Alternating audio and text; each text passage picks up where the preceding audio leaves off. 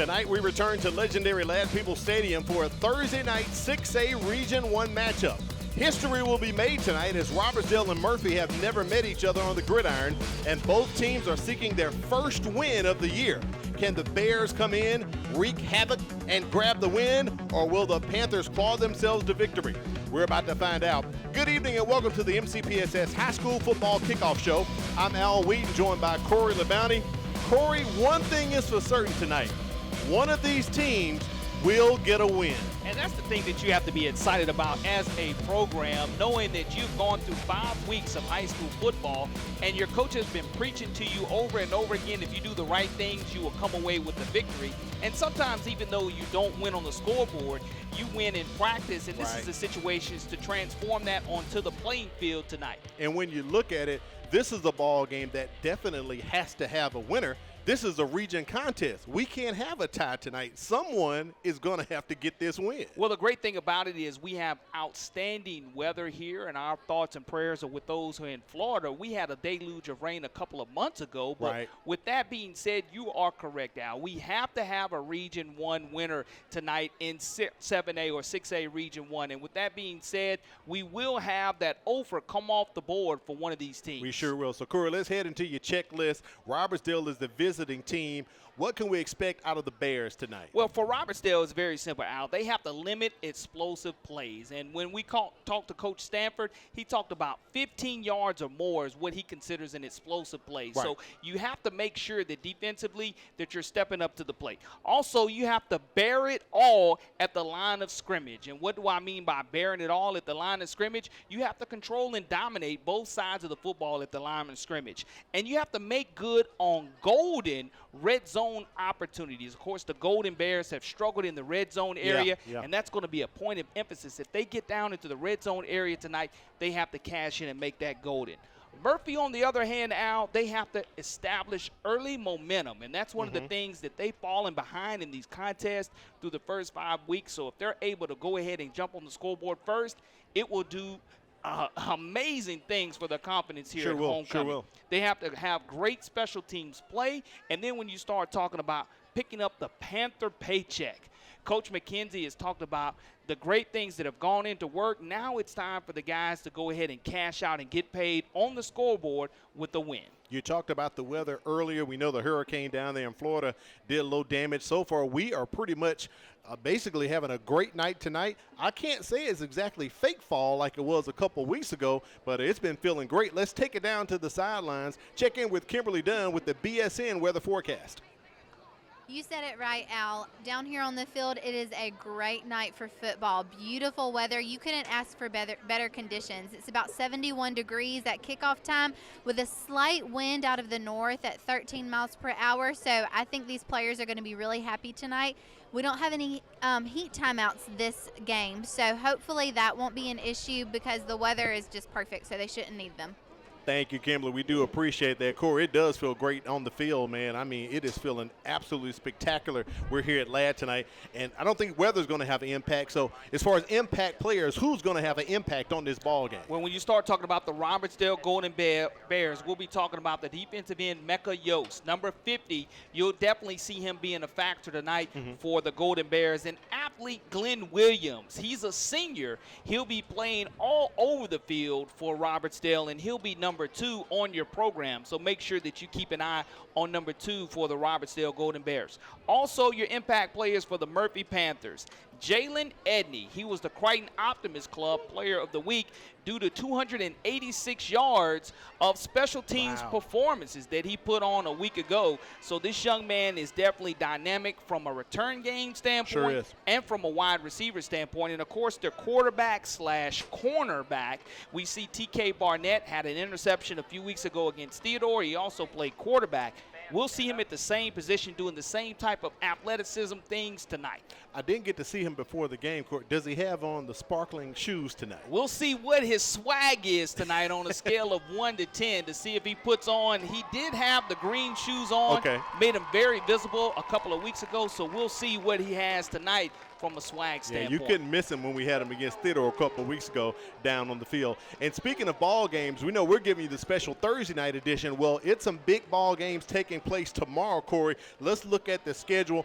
That's a good battle right there in 7A Region 1 with Baker and Bryant. And Baker pretty much has picked up victories inside of region play. That's a huge ball game.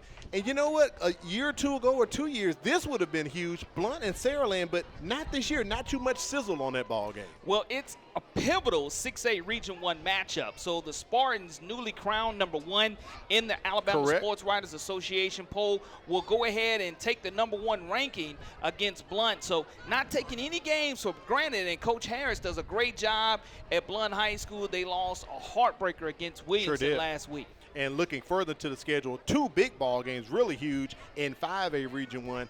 Faith Academy and Viger. That ball game is taking place down in Theodore. Last year, that was Viger's only regular season loss to Faith Academy, and that was an out-of-region game. But this year, they're going to try to repay the favor. This is a 5A matchup tomorrow night. It's so pivotal when you start talking about these region contests, and you and I have talked about it on the air, off of the air. This year, 5A Region 1 possibly being the toughest region in all classifications here in the state of Alabama. And Viger, your defending state champion, even though they have a new identity this year, they cannot afford to lose that game against Faith Academy. And tomorrow, taking place here at Ladd Stadium, it is Gulf Shores and Williamson. This one is really huge because this is kind of a battle for second place. Gulf Shores has already lost to UMS Wright, and Williamson has one region loss as well. So whoever wins that ball game is probably going to be sitting in the #2 spot. Again, controlling your own destiny. Antonio Coleman's done some great things for the Williamson Lion program, and hopefully that will continue against the Gulf Shores Dolphins. And don't look past Spanish Fort and St. Paul's. That's going to be a good ball game as well. That's going to wrap it up for the pregame kickoff show. We're going to take a break and come back and give you the kickoff. It will be Robertsdale versus Murphy, a special Thursday night edition of the MCPSS High School Football Game of the Week.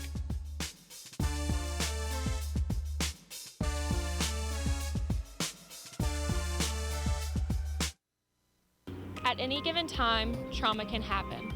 And how we deal with it. And how we make peace with it. Starts with me. With Project Thrive, I'm taking the pledge. I pledge to believe and support others experiencing trauma. Will you join Project Thrive and its team of partners who are working together to address issues of trauma? Take the pledge, take a stand, and let's make Mobile a trauma-informed community.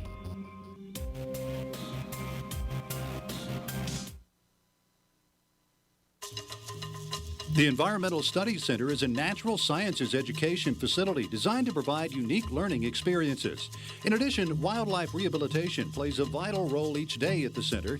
Featuring more than 500 acres of rich woodlands, the center affords teachers, students, and the general public an opportunity to experience firsthand the natural environment. Environmental Studies Center. It starts with us in the Mobile County Public Schools.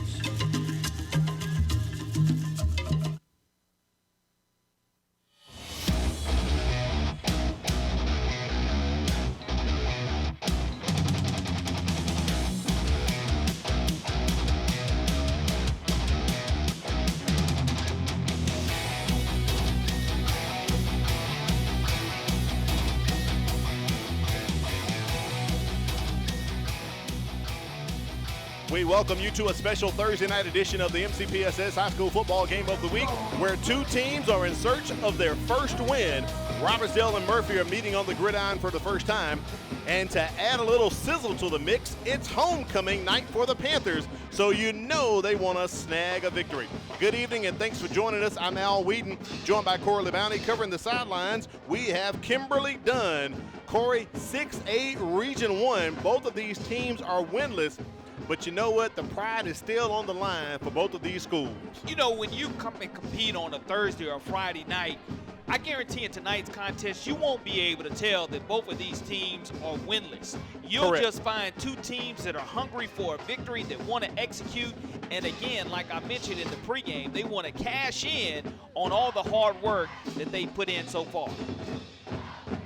Murphy won the toss, and they declined until the second half, so we'll get to see the Robertsdale offense take this field. And you talked about the impact player, Glenn Williams. See what kind of impact he's going to start off. The players went out on the field, but it looks as if the referees have sent them to the sideline, so that's not a problem. That gives us an opportunity to kind of set up the ball game even more as you look at these two clubs. Murphy lost to Gulf Shores last week 35-14, and Robertsdale lost to Bryant last week 41-20. But for both of them, they can kind of get things going in the first half, but they can't hold on till the end. And when you talk about the Robertsdale Golden Bears, they have been outscored 56-7 in the first quarter of play. So it's very imperative on the flip side of that. If you're the Murphy Panthers, you continue to add to that deficit in the first quarter for Robertsdale. If you are Robertsdale, you want to make sure that you don't hurt yourselves with penalties down and distance, get behind the chains early, and really create a problem for offensive coordinator Kelly Gilliam, because this team, Robertsdale, comes in averaging 10.2 points per game, but they give up 41 points per game. So that's something to keep an eye on tonight. Murphy hasn't lost 5 straight games since 2001, and the last time they lost 6 in a row, Corey, was back in 1992. So the Panthers definitely looking to get a win tonight. It's homecoming, nothing like winning on homecoming. Yeah, I mean, you have that traditional battle between Murphy and McGill where they paint the cannon, and sometimes that was their homecoming game, and when it's not, you do have a wonderful crowd supporting these student athletes and the student body tonight for homecoming at Murphy High School 2022 style. Back to receive at the 10-yard line set up is Glenn Williams, also back there, Ashton McManus. Enoch Iracozy set to kick us off here on the special Thursday night edition of the MCPSS High School Football Game of the Week, and we are underway. Iracozy's kick is taken at about the 8-yard line and fumbled immediately out of the hands of the Robertsdale player into Murphy. Aiden O'Brien had it, and it just popped right out, Corey. So an instant special teams turnover. Here's a look at the replay. And Toda Leather, a great kick, keeping it in bounds. There was indecisiveness as who was going to pick it up, and it just pops right out. I mean, he didn't secure it tight, high and tight to his body, and because of it, we have our first turnover. And you look at Murphy almost in the red zone area, one of those turnovers that I know that Robertsdale wanted to stay away from early. So we'll flip the script and get ready to talk about the Murphy offense here. Led by quarterback T.K. Barnett, a very athletic player, dynamic player that they have.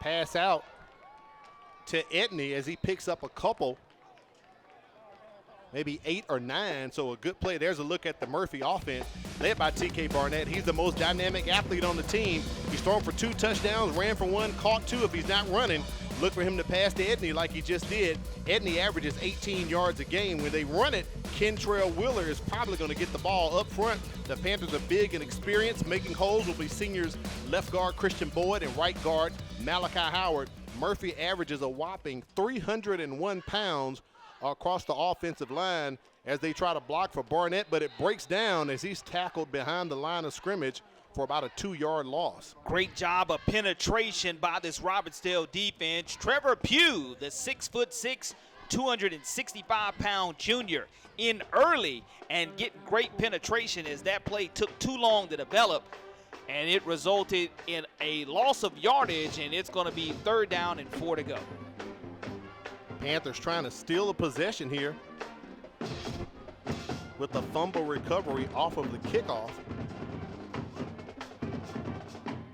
Line to gain is the 14. Etney does a little hiccup as he comes across for the jet sweep. The play breaks down once again, and Robertsdale slams them out of bounds.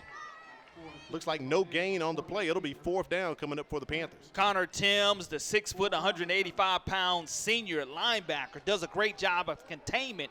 Even though the ball hits the ground, sometimes you can get positive yardage out of a busted play.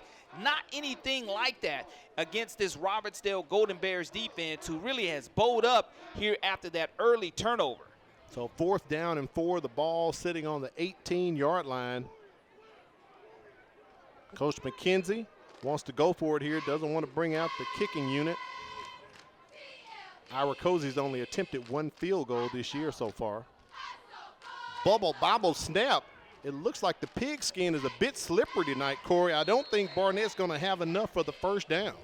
And he is not. And you look at New Siler, Ryan, that is, the 5'10", 175-pound senior, able to tackle TK Barnett, and it's a turnover on down. So you had 1 fumble that led to no points, and then you have the turnover on downs, but that's a huge stop because essentially the Robertsdale Golden Bears get it just maybe 10 yards deeper than where they were and fumbled the initial kickoff. You're correct about that.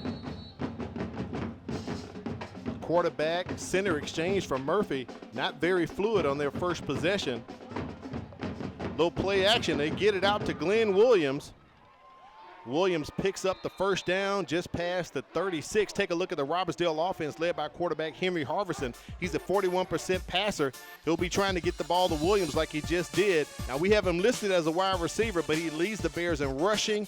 Also averages 9 yards a catch. As you just saw, they picked up the first down. Running for them will be junior Aiden Valerie. He has a 4.25 rushing average.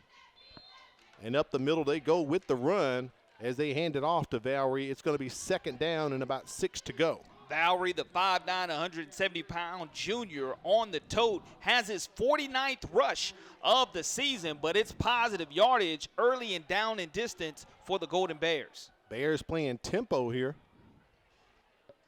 They fake it to Valerie, throw it to Williams. He catches it, kind of falls down on his bottom there at about the 37-yard line. It's going to be 3rd and short coming up for the Bears. And Williams, again, one of those versatile athletes at 5'10", 160 pounds. When you go quick tempo, you have to know where he is on the field at all times if you're the Murphy Panthers here. A huge 3rd down and money down is what we're going to call this tonight's game.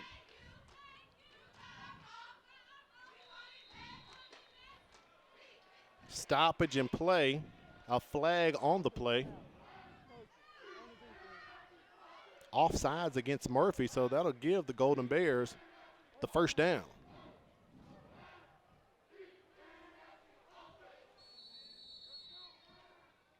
Take a look at our officials led by white hat Gary Malden, Scott Seeley, Scott Wynn, Anthony Rabb, Tyler Bulow, Ray Shelley, and George Washam tonight. Pass incomplete, intended for Valerie, just past the 45-yard line. Take a look at that Murphy defense. The Panthers play a 4-3 with 6'2", 269-pound defensive end Matthew Starworth rushing from the edge. Bandit linebacker Andre Woodard is the Panthers' leading tackler. He's going to fly around the field a lot tonight. Will linebacker Desmond Mitchell, he's 3rd on the team in tackles as well. And in the secondary, look for free safety Brandon Bendoff to have a serious impact. Murphy averages 243 pounds across their defensive line, and that defensive line just blown by Aiden Valerie. He's on the way to the house. That is a touchdown, but looking for flags on the field. And he may have stepped out, Corey. And if he did step out, that's huge. But I think that, again, when you start talking about a 57-yard burst, that is huge when you start talking about momentum early for the Robertsdale Golden Bears, and that is a tremendous job of breaking into the secondary and breaking containment to the outside.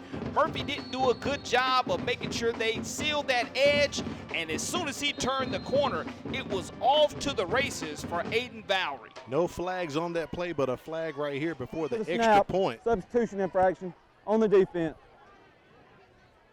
As Jason Butts lines up to kick the PAT, he is 4 for 5 on the season in extra points. Beautiful run by Valerie, as you described it, Corey. I looked and scanned to make sure, but no flags were on the field. And the biggest thing is he only had 107 yards total on the season, but that will definitely add to it with that nice run. Butts' kick is up and no good. So Robertsdale on top, 6-0 early here in the contest. You're watching MCPSS High School Football Game of the Week.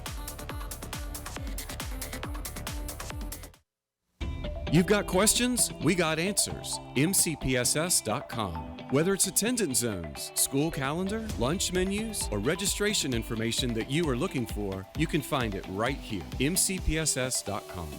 You can also get the latest news and district-wide calendar information, and it's just a click away. So when you need to know, and you need to know right now, check us out, mcpss.com.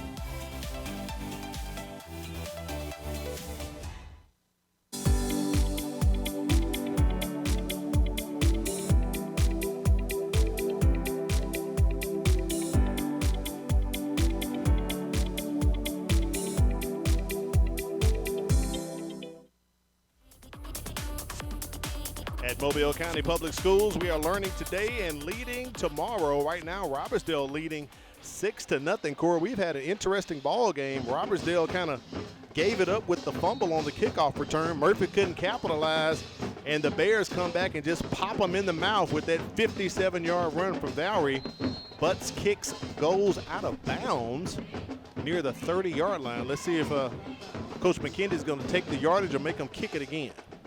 One of the things that Robertsdale needed to do was to make sure that they buried it all at the line of scrimmage. And on that run, they got a hat on the hat and did a great job. And the afterburners that were kicked in by Valerie, the extra point may come back to haunt them later on in this contest. But we'll see right here, because if you're smart, Robertsdale, you definitely don't want to kick to a young man who absolutely has burners for the Murphy Panthers and Jalen Edney, number 11. If he gets this ball and his special teams do a great job, he can take one, as he took 198 yards last week against Gulf Shores, has the ability to do that, Al. They're definitely kicking away. Murphy's going to get some great field position with that ball being picked up near about the 42-yard line. With the grab, good hands right there by Brandon Bendoff on the special teams unit. So they're going to mark it at the 44. Very good field position here for the Panthers. I guess special teams coordinator Jeff Pimpin, who used to be up at Citronelle, says we're not going to kick to them at all. We're just going to kick it away from them. I know I wouldn't kick to them, and we'll see if offensive coordinator Cedric Smith can go ahead on this second offensive possession, get any type of rhythm offensively by TK Barnett and his center, Zyquez James.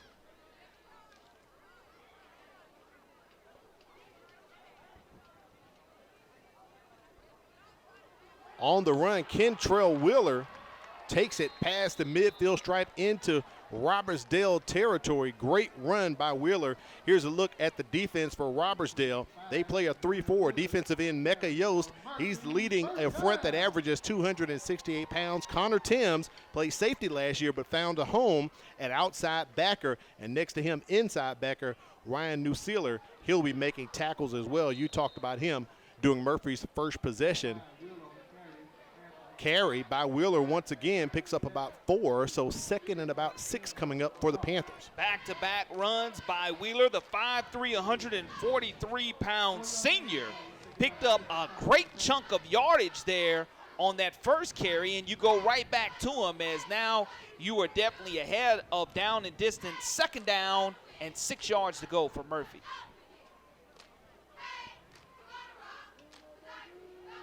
They're going to keep it on the ground. Back to Wheeler once again. That's a carry of about 3 or 4. So third and short coming up here for the Panthers.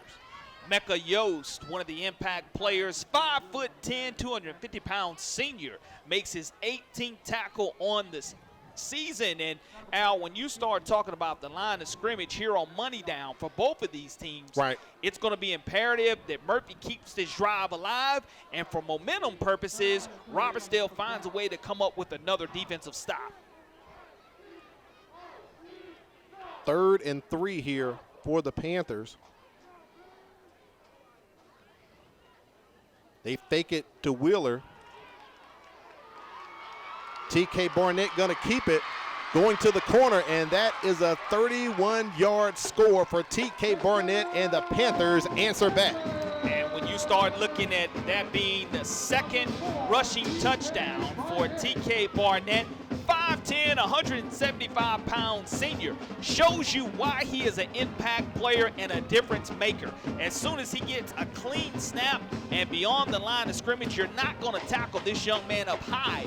You have to tackle him down low, and because Robertsdale tried to tackle high and didn't wrap up, TK was able to make a house call.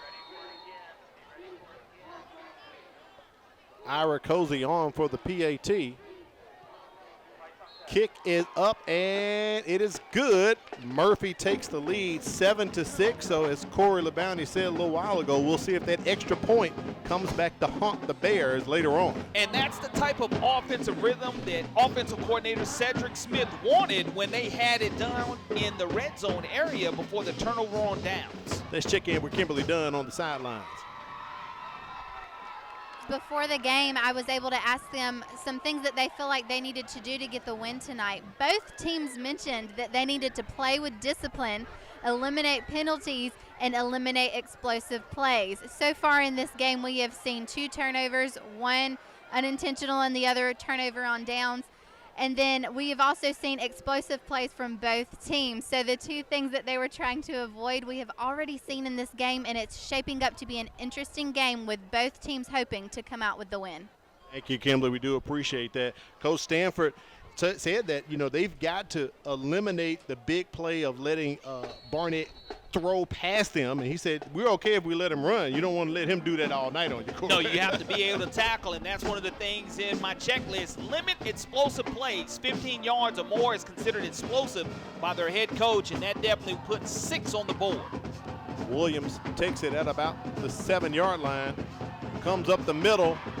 Ira Cozy, one got to beat an Etney, and Etney forces him out of bounds at the 28-yard line. That's the dynamic explosiveness of Glenn Williams on display right there. We talked about Glenn Williams having over 445 return yards so far on the season. Kickoff return yards alone, he catches that one deep in his own territory, eyes and sizes up his blockers, and you see that burst. When he plants that foot and goes north and south, he just runs out of real estate, and it's a good speed on speed as Edney, the special team specialist for the Panthers, chases him out of bounds. Very smart to force him, because when he got past the kicker, it was pretty much Etney or taking it to the house. Up the middle goes Aiden Valerie. He's already scored tonight one time, and he has enough for the first down as he is forced out of bounds at about the 16-yard line of Murphy. Bears back in the red zone once again. Again, golden opportunities in the red zone for the Golden Bears. This is where they have to go ahead and make sure they capitalize, and where they've struggled so far. We'll see if Murphy can go ahead and D up in the red zone area.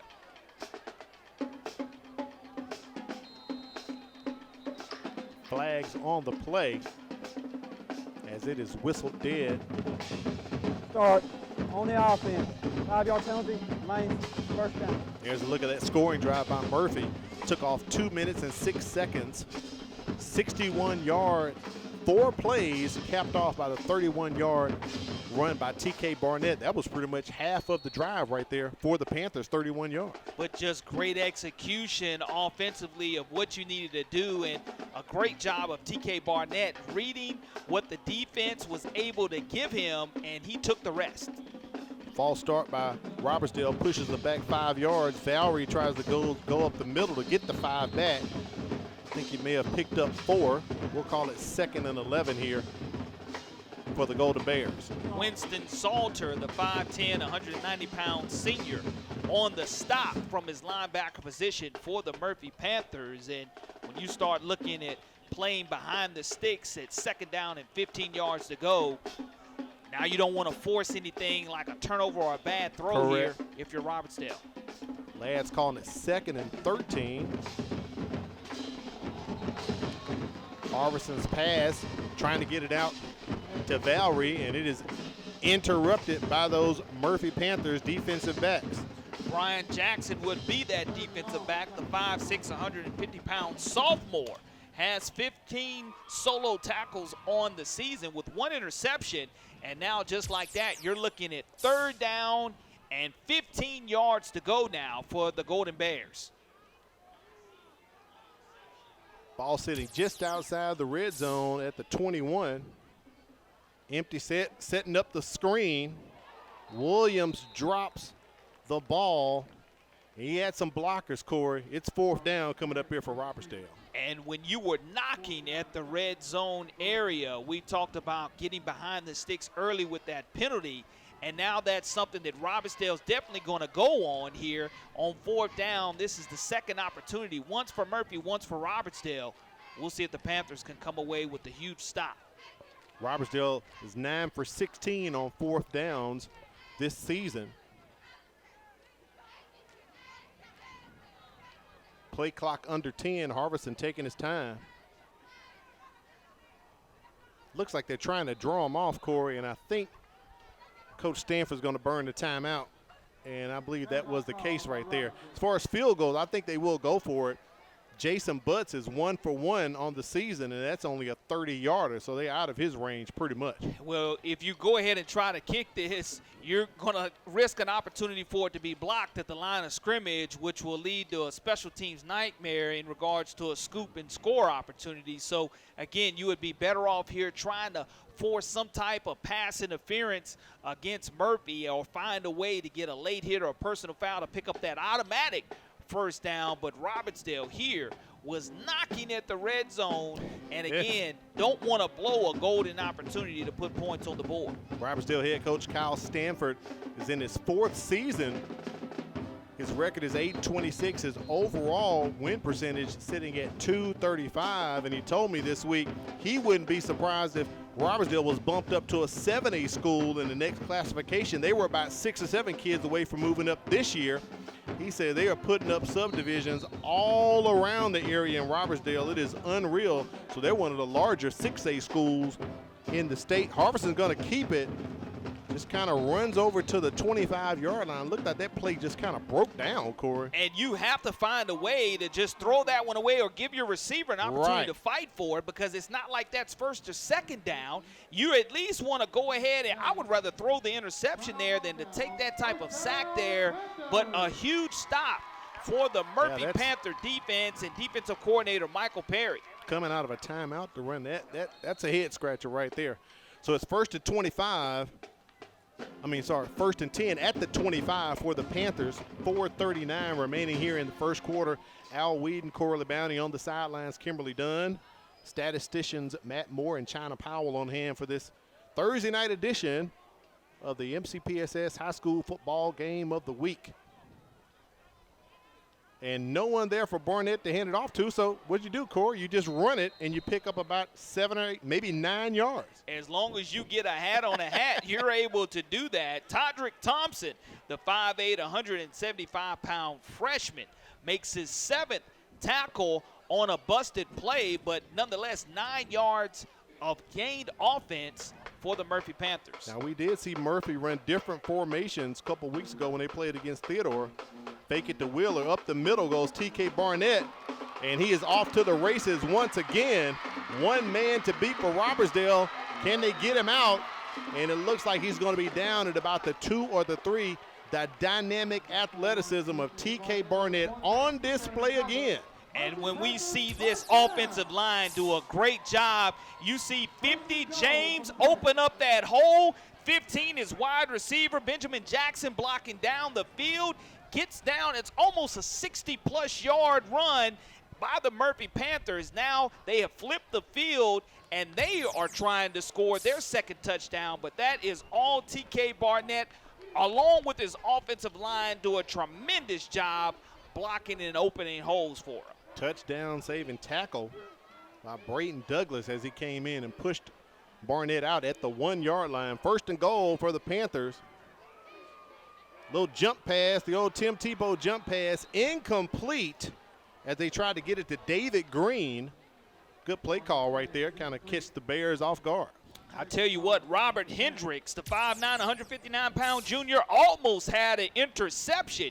You look at this, TK probably could have run it in, but look, just barely tipped away at the last moment by Robertsdale. 2nd down and goal to go now for the Panthers. And with this huge offensive line, even though they're in the shotgun formation now, a heavy running dose is just what they ordered right here. And they're going to go under center. Barnett under center, power I formation. as they hand it off to Winston Salters, and Salters scores 1-yard run for the Panthers as they extend the lead. The 5'9", 190-pound senior fullback is able to get behind Jalen Drakeford, Christian Boyd, Zykees James, Malachi Howard, and Muhammad making that push. And again, Murphy is able to capitalize in the red zone. Remember, Corey, that's 301 pounds of average beef on that Panthers line. So they got a lot of beef to run behind. Where's the beef? It's right there on the Panthers offensive line. And that was a great 4-play, 75-yard drive with not a lot of time elapsed right there. But again, another 6 points for the Panthers. Ira Cozy's extra point, no good. 13-6. Murphy on top. We'll be back with more action. You're watching the MCPSS High School Football Game of the Week.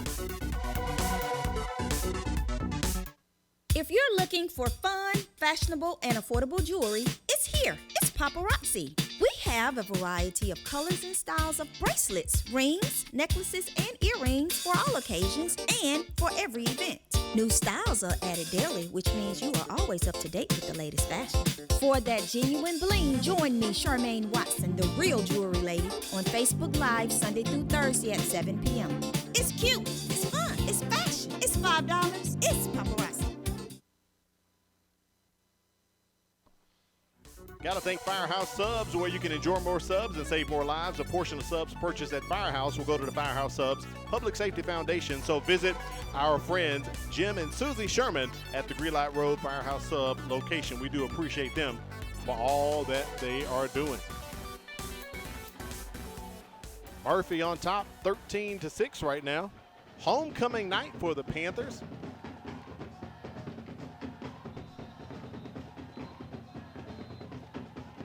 We have whistles here on the play, on the kickoff.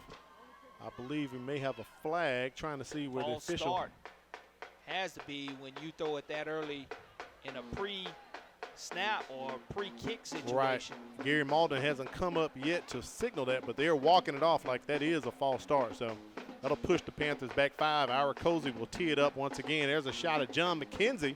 Took the Vigo Wolves to the 4A state title last year and brought that championship trophy home back to the Mobile area. And he has his family watching in Miami, Florida, so we always love to give a shout out to his family and friends who continue to watch us here on MCPSS Television Network.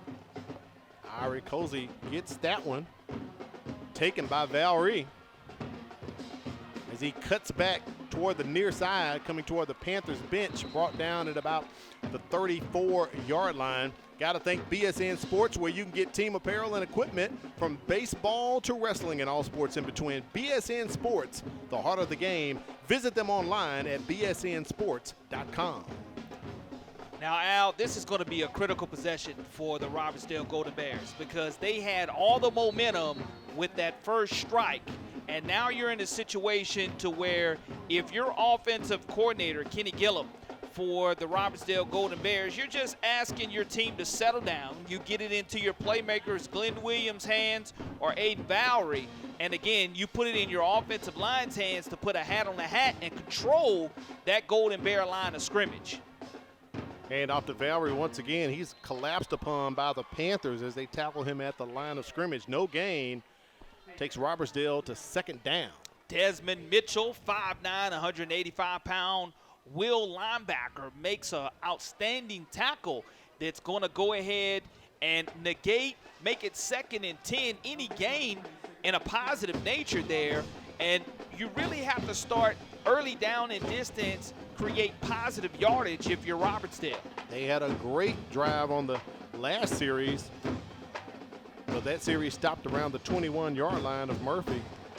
And that play stopped right there by the Panthers. Valerie brought down for no gain, maybe a loss of about 4 on that one. Going to push him back to about the 31-yard line. And when you're able to get that type of penetration, that just goes to show momentum is favoring this Murphy Panther squad. But Robertsdale now behind the sticks at 3rd down and close to 13 yards to go. Williams lined up at the bottom in the slot here.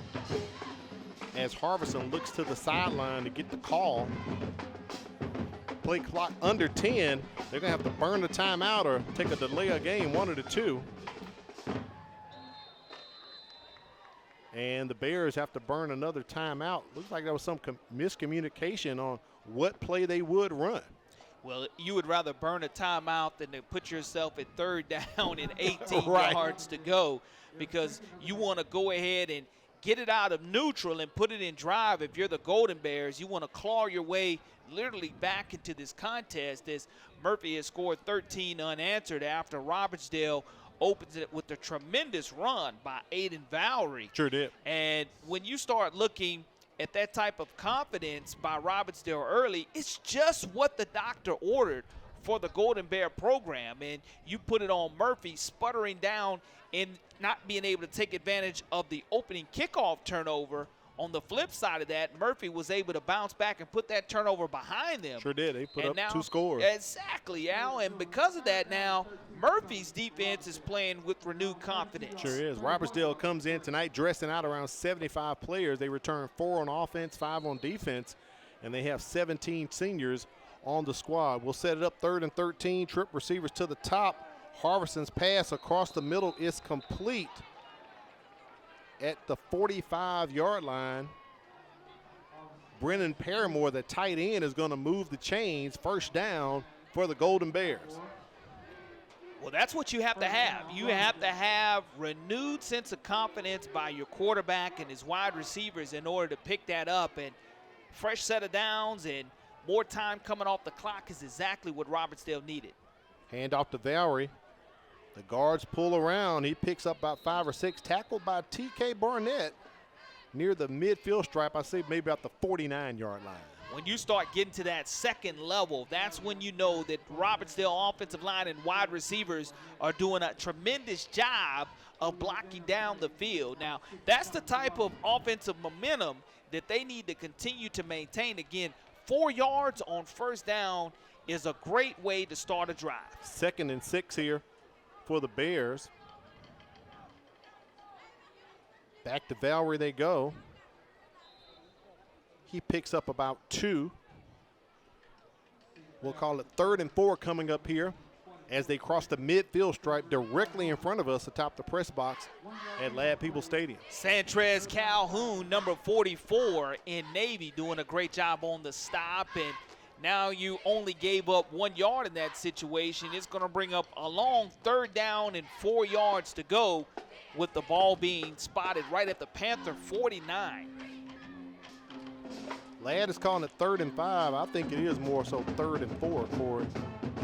They give it back to Valerie once again. He's picking his hole, breaks it outside, crosses the 45. With a fumble. Fumble, but Paramore, Johnny on the spot, tight end, Brennan Paramore jumps on top of it, and that will move the sticks for the Bears. Glenn Williams on the carry. He's a dynamic athlete. You look at him coming from his wide receiver spot with it again. He's a little jitterbug and a great defensive strip, but it did not fall in the Panthers' hands. They weren't able to pounce on it, and Robertsdale picks up the first down the hard way. Yeah, I appreciate that, Corey. I got to clean out my binoculars. Thought the 2 was a 6, but Valerie's back there now. Harvison has time. A little too much time as it breaks down, the pocket breaks down, and he is sacked for a loss back around the 48-yard line of Robertsdale. Matthew Stallworth, 6'2", 269-pound junior, with his first sack of the season for this Panther defense, and it's now going to bring up 2nd down and a little over 21 yards to go now. Bears going backwards, and we are out of time in the first quarter has expired, but we have a good one. 13-6 Murphy on top for this special Thursday night edition of the MCPSS High School Football Game of the Week. Thank you. You're welcome. Ayla, hi. Oh, hi, Sierra. How are you? Good. How are things? Things couldn't be better. What do you mean? Well, I just started this new job as a school teacher with the Mobile County Public Schools, and it has been a life changer. great benefits, the hours are great, and great students. Just overall, it's a great opportunity. Oh, wow, that sounds great. I'm going to look into that. You should. For more information, visit mcpss.com/job opportunities.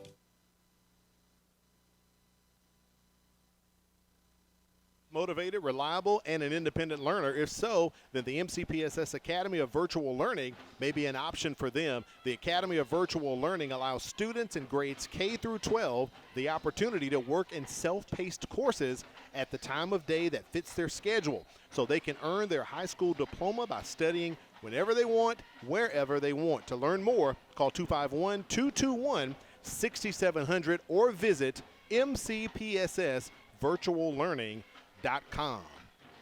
We learned a lot in the first quarter, Corey. Yeah, we learned that Robertsdale does have offensive firepower, and we know that Murphy can respond to that offensive firepower. Second and long here for the Bears. Attempted to Glenn Williams, and he drops it, so it's going to be third and long coming up for Robertsdale. And you look what that sack does for your team, but if you're the quarterback, Henry Harbison, what you want to make sure of here is that you don't put your team in a bad situation with the turnover. You would allow your punter here, Andrew McDaniel, to go ahead and punt this football away if you're not able to come away with the 18 needed yards for the first down. Speaking of punting, Corey, we had no punts in the first quarter. Both teams went for it twice on fourth down. So we have yet to see a punt tonight. Williams goes into motion. Harbison's pass is tipped, almost brought in by Paramore. He was only 2 or 3 yards from the line of scrimmage, so he would have been short. So it's fourth down coming up for the Bears, and we talked it up. I believe we're going to see our first punt of the evening. And that's exactly, if you're the Murphy Panthers defense, what you want. The first quarter statistics, Murphy with 132 rushing yards, but not too shabby for Robertsdale with 72 yards. You look at the total yardage, 141 for Murphy, 104 for Robertsdale. That one turnover by Robertsdale was the difference maker so far. Robertsdale going to down this ball. Great punt right there by Andrew McDaniel. He averages 31.1 yards a punt. 31.3 yards a punt. And he has put 2 in the 20. Well, actually, that's now 3 inside of the 20 this season for the young man. So Murphy's going to start this right about the 10-yard line. So great punt right there by McDaniel. Well, we mentioned Murphy's offense comes in averaging 20 points per game and are already on the scoreboard with 13. And here it is now. The Robertsdale Golden Bears have pinned the Panthers deep in their own territory, have an opportunity to get the defense off of the field and pick up tremendous field position, but you can't allow Murphy to march the field right here and go 90 yards for a scoring drive. And we've seen some big running tonight from T.K. Barnett. Hand off to Kentrell Wheeler. He's done a pretty fair job as well. As you saw those rushing stat totals from the first quarter that the Panthers put up, Wheeler picks up about 2 or 3. Second down coming up here for the Panthers. Well, what you have to do, again, is just gain positive yardage and stay ahead of the sticks down and distance-wise when you're deep in your own territory. You can't afford to have any type of holding penalties or anything that negates a big-time explosive play for Murphy.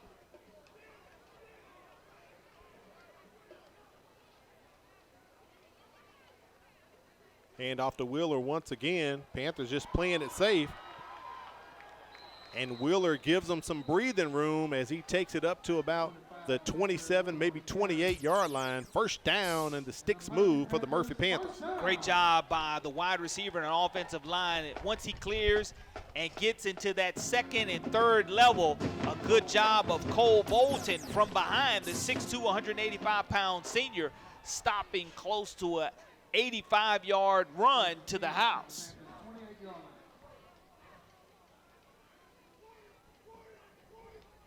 First to 10, ball at the 27-yard line. Back to Wheeler they go once again as he hits the A-gap and pushes it forward up near the 35. I believe they'll spot him at the 34-yard line. Good run by Kentrell Wheeler.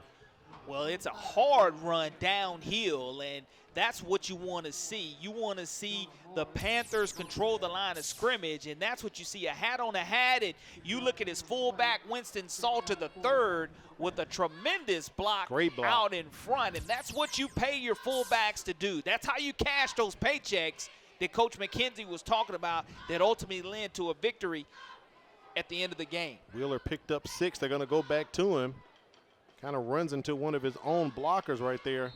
Maybe a 2-yard gain. He averages 6.68 yards per rush, doing a pretty decent job tonight. 3rd and short coming up. The Panthers still in front of the sticks, needing just about 2 yards to get a first down. Camden Johnson on the stop for Robertsdale. And he's coming from his defensive end position, the 6'1", 210-pound senior. But another 3rd down opportunity here in the contest. A lot of what we've seen here in the first half, 3rd and 4th down opportunities. Ball sitting at the 36. They need to get just inside of the 37 to pick it up. Wheeler met at the line, but I believe it'll be enough. And we have some laundry on the field on the far side near the Robertsdale sideline. And I don't know if we didn't have a great alignment by Murphy. Illegal formation on the offense. 5-yard penalty. Kind of, sort of, basically.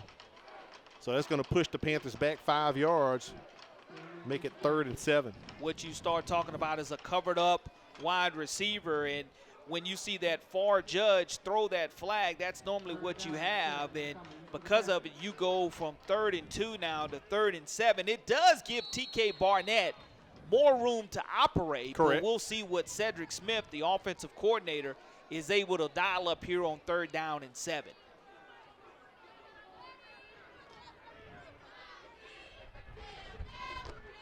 Etney goes into motion. And they kind of set up a screen. Wheeler has no one in front of him. Kind of runs into Malachi Howard as Howard's trying to help him out, but that gets him nowhere. So almost back to the original line of scrimmage, Corey. It's 4th down for Murphy. Well, anytime you have 325 pounds of beef trying to help you along, that's always going to go in your favor because you're definitely not going to fall backwards when you have that type of offensive line beef pushing you forward. But the punt by the Murphy Panthers starting on their own 10, the play just really never developed. It was a slow screen, but when you don't get the correct blocking down the field, it tends to blow up on you. Yeah, that one did blow up. Enoch Irakosi on for his first punt of the evening. But before we do that, Coach John McKenzie wants to discuss some things. He takes a timeout at 7:49 remaining here in the first half. A great timeout to make sure that you do have a great snap and a great kick, because I don't think Coach McKenzie is going to roll the dice here with any type of fake, especially with the scoreboard reading 13-6 in favor of the Panthers. Panthers dressing out about 70 players tonight. They have 18 seniors on the squad. They return 4 on offense and 2 on defense. As we told you at the top of the broadcast, it's homecoming night here for the Panthers, so that means we get to see the cheerleaders in the old throwback uniform tonight, Corey. And tonight's a good night to have some long sleeves if you're the cheerleaders. It's a bit chilly out tonight. Well, it's definitely been blustery and breezy the last couple of days and in the morning time, but when you start talking about what you're going to come up with right here, it's going to be huge for Murphy to have a clean punt to the Golden Bears. And deep for the Golden Bears is a speedster, so we'll see if they're able to get any positive yards on return. Irakosi's punt hits at about the 47 of Robertsdale and has a little backspin. You don't want it right there. They're going to spot it at about the 47-yard line of Murphy. So that may be about an almost 18-yard net gain on the punt. Robertsdale has good field position on this side of the 50, Corey. And that's huge when you start talking about field territory. Now, you were able to pin Murphy deep at the 10-yard line, and Murphy was not able to capitalize. And now when you talk about flipping the field, I think right here Aiden Vowry along with Glenn Williams have to find a way to go ahead and give that extra boost and burst to this offensive squad for the Golden Bears. Robertsdale trying to get back on track as the 745 train passes by here in Maysville. Pass incomplete going to Williams.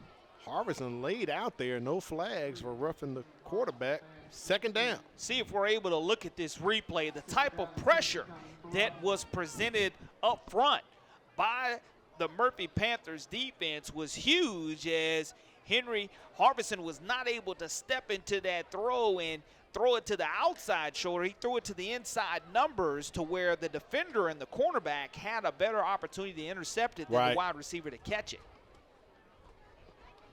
Harvison pulls it out the belly of Valerie, tosses a little screen out to Williams. That picks up about 4 yards.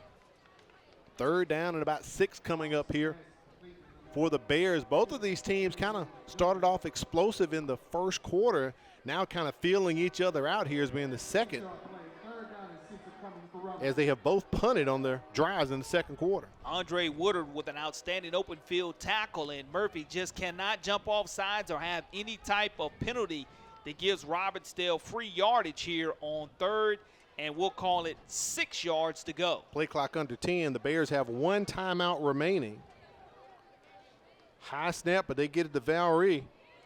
They were on the short side of the field near the far hash, and he had plenty of room on this side and took advantage of it with some great blocking as he gets inside the red zone once again for Robertsdale. And you look at where they went to their playmakers. Glenn Williams didn't come away with the reception, but Valerie, your other playmaker for the Golden Bears, he's already busted a long one tonight, and he almost has a second touchdown rushing there as Robertsdale's going to go tempo. First and 10, ball on the 19 of Murphy.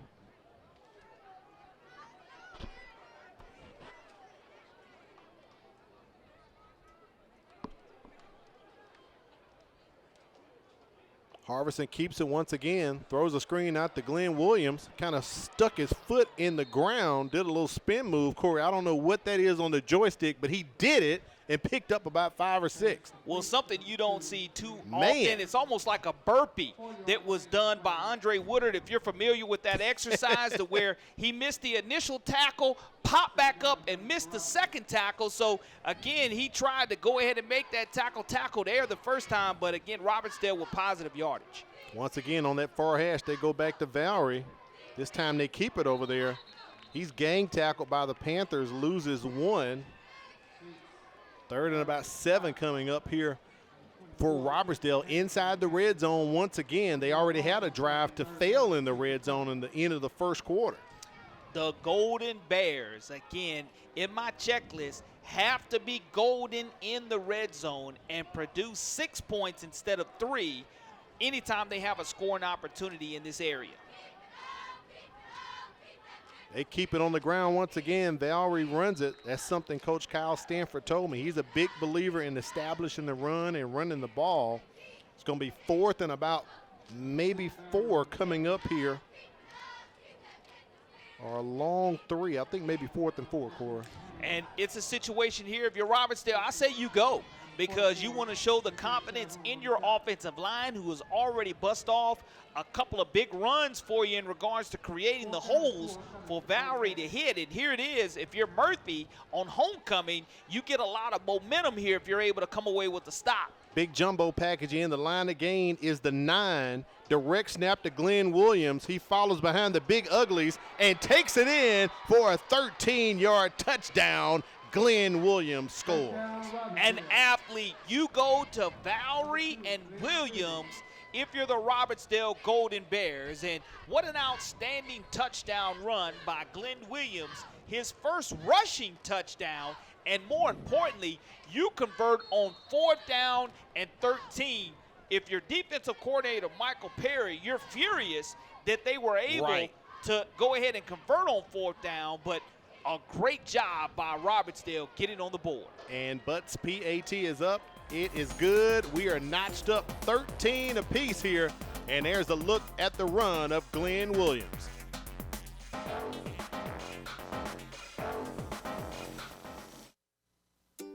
There's a lot to like about Mobile County Public Schools. What I enjoy about Mobile County School is the extra attention my teachers give us to help us learn. Teachers are liking their access to technology, and students are liking the quality of their education. I like the technology that's been incorporated into my education. And since 1826, you have trusted us to prepare your child for their future, and we like that. Mobile County Public Schools. We are learning today, leading tomorrow.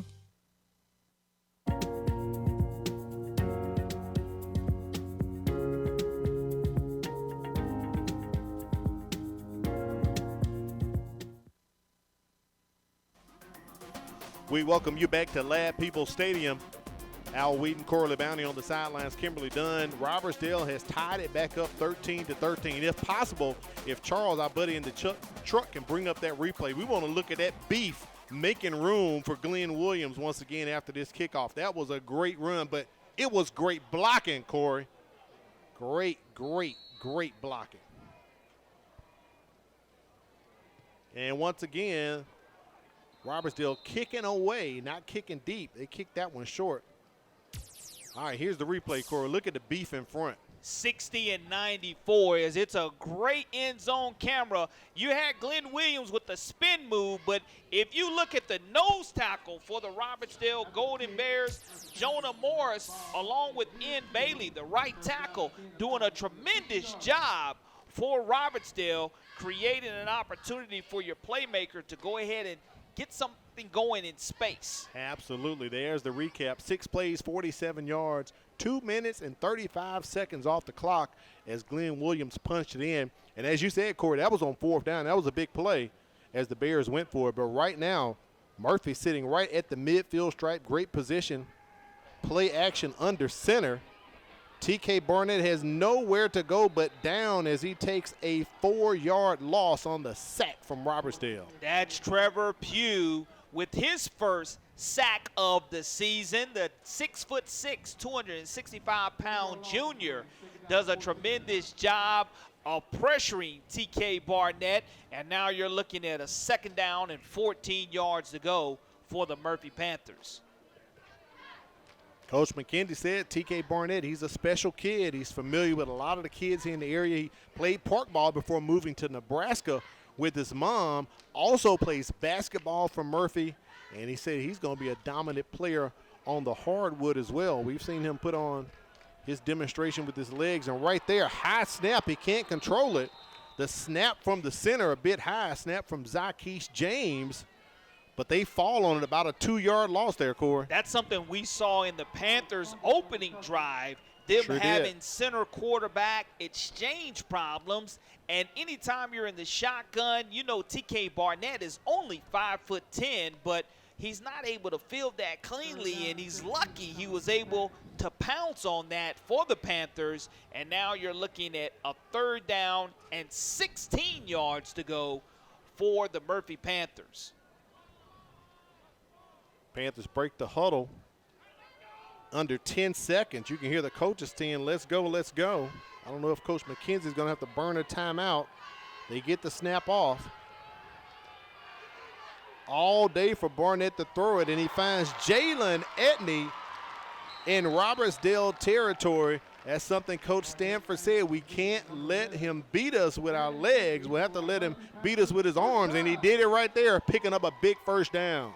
Coach Stanford said an explosive play is anything over 15 yards. They needed 17 for the 1st down. TK Barnett, with all the time in the world, finds his top target, Jalen Edney. Edney shows the versatility and the great hands. The 5'9", 161-pound junior was our Crichton Optimist Club Player of the Week. Comes away with a key 3rd down catch. That was great blocking.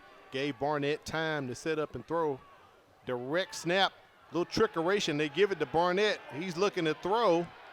He's going to keep it, run past his offensive line. Comes back this way, Corey. He's working that joystick once again. I think he ran 20 yards to get 8, Corey. Well, here's the thing, Al. He has highlighter-type shoes Yes, on. he does. He almost made a highlighter-type athleticism move that would have made SportsCenter if he's able to score that. As you mentioned, he bobbed and weaved and crossed the field, but he did gain positive yardage and did not turn over the football. Ultimately gets down, felt the pressure from behind, and 2nd and 2 now for the Panthers. Up 8 yards. They hand it off to Kentrell Wheeler. Look at him following behind the big guard play that Murphy's providing Christian Boyd as he pulled from his left guard position. That's a first down, and the Panthers in the red zone. 6'4", 325-pound senior leading the way for the Murphy Panthers, and they're in the red zone going tempo. They fake it to Wheeler. Barnett's going to keep it. Gets past the 10 as he is brought down near the 6 or 7. They're going to spot it somewhere in between there. Take a look at the replay here. Look how high the tacklers are going for Robertsdale. Christian Abrams, number 9, and Bolton is able to get him down up high, but not before positive yardage is gained, and it's going to bring 2nd down and 2 yards to go, and Murphy can still get a first down without scoring a touchdown. Line to gain appears to be the 4. Ball sitting at the 7. And I believe Robertsdale has burned their last timeout. They want to discuss things with 1:17 remaining in the second quarter. As I said earlier, Corey, we had a very good explosive first quarter. He kind of hit a low, but after Murphy with this series right here, kind of making it interesting. It's going to be interesting at halftime. Kimberly Dunn's going to try to get a winner for the Chick-fil-A Halftime Trivia Challenge. It's homecoming night, so we'll see what you guys have in store for the participants. She'll climb into the stands, grab a spectator, and ask them a question. Try to get them hooked up with a Chick-fil-A prize pack. And, of course, with it being homecoming night, we will have to crown a homecoming queen, Corey. So stick around. We'll let you know who won. And that's part of the excitement of homecoming. It is. You have your student body in a week's worth of festivities here on a short week, and as well as your former alumni coming out to support the Panthers. They want to see nothing more than Murphy to get their first win of the season. 2nd down coming up for the Panthers.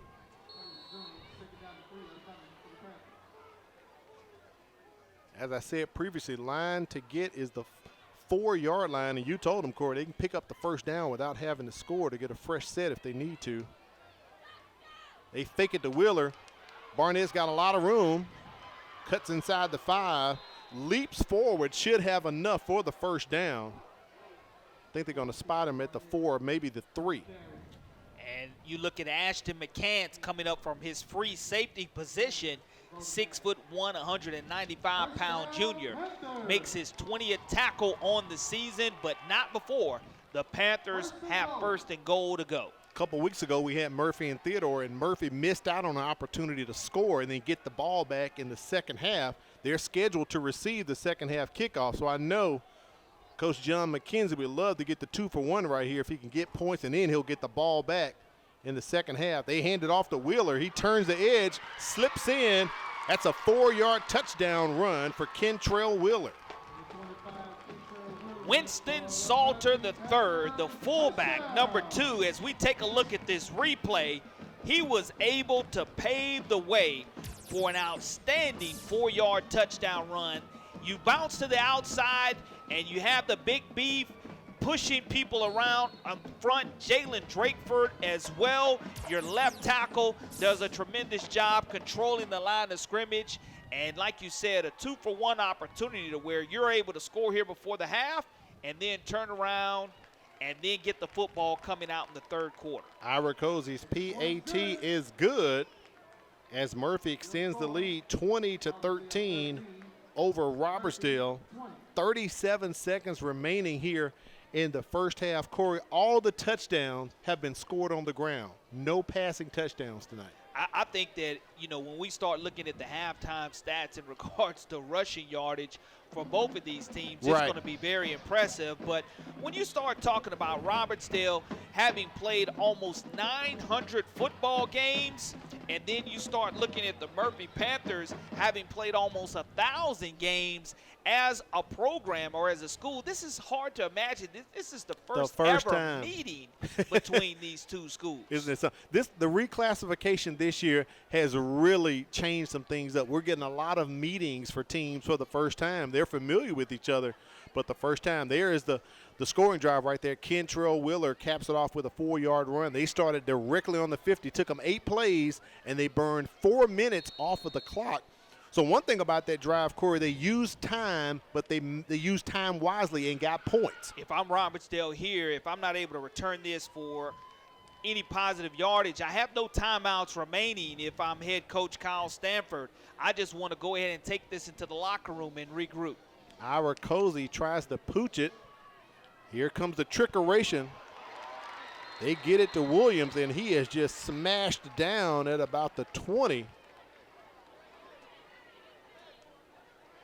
I'm sorry, about the 25-yard line. So it's going to be 1st and 10 for Robertsdale. 33 seconds remaining here in the second quarter. No timeouts, as you said, Corey, for Robertsdale remaining. And I would just take one knee right here. Quickly take a knee, regroup Don't yourself. even risk it. Not even risk an opportunity for a turnover. It's no slight at your offense. It's just right now I know what I'm down and the deficit that I'm facing. And there's no need to have something silly happen right here before halftime, especially with Murphy getting the football to start the second half. They hand it off to Valerie. He goes up. I'm sorry. That's Glenn Williams. He goes up the middle.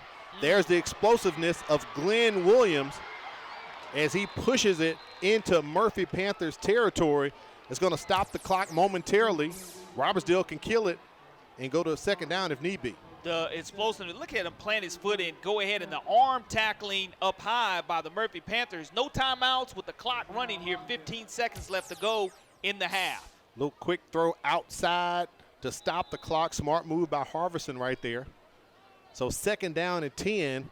Coach Stanford not sitting on it, Corey. He's not taking your advice. He's going to try to get him some points. And 11 seconds remaining. Looks like there is a penalty flag on the play as well.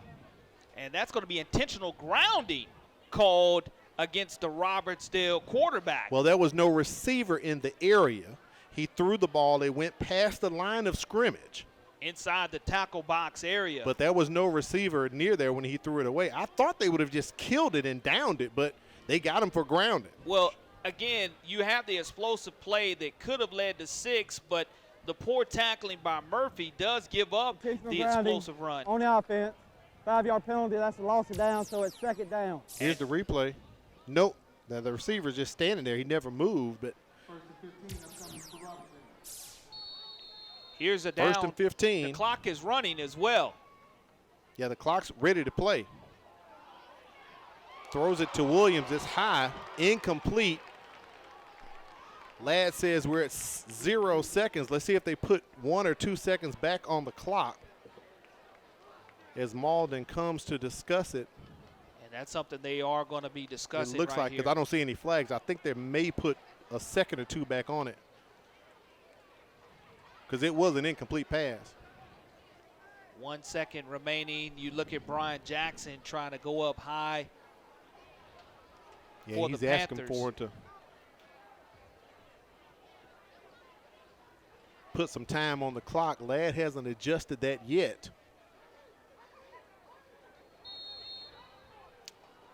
Almost like one untimed down here. And that's what it appears to be unless Coach McKenzie is going to call timeout to discuss some things.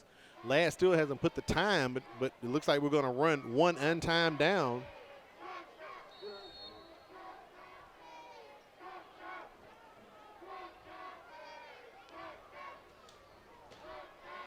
Harvison passes, tries to go over the middle, and it's intercepted off the tip drill. Murphy hauls it in and running it back for the Panthers as flags come out. Andre Woodard, that will be his second interception of the season.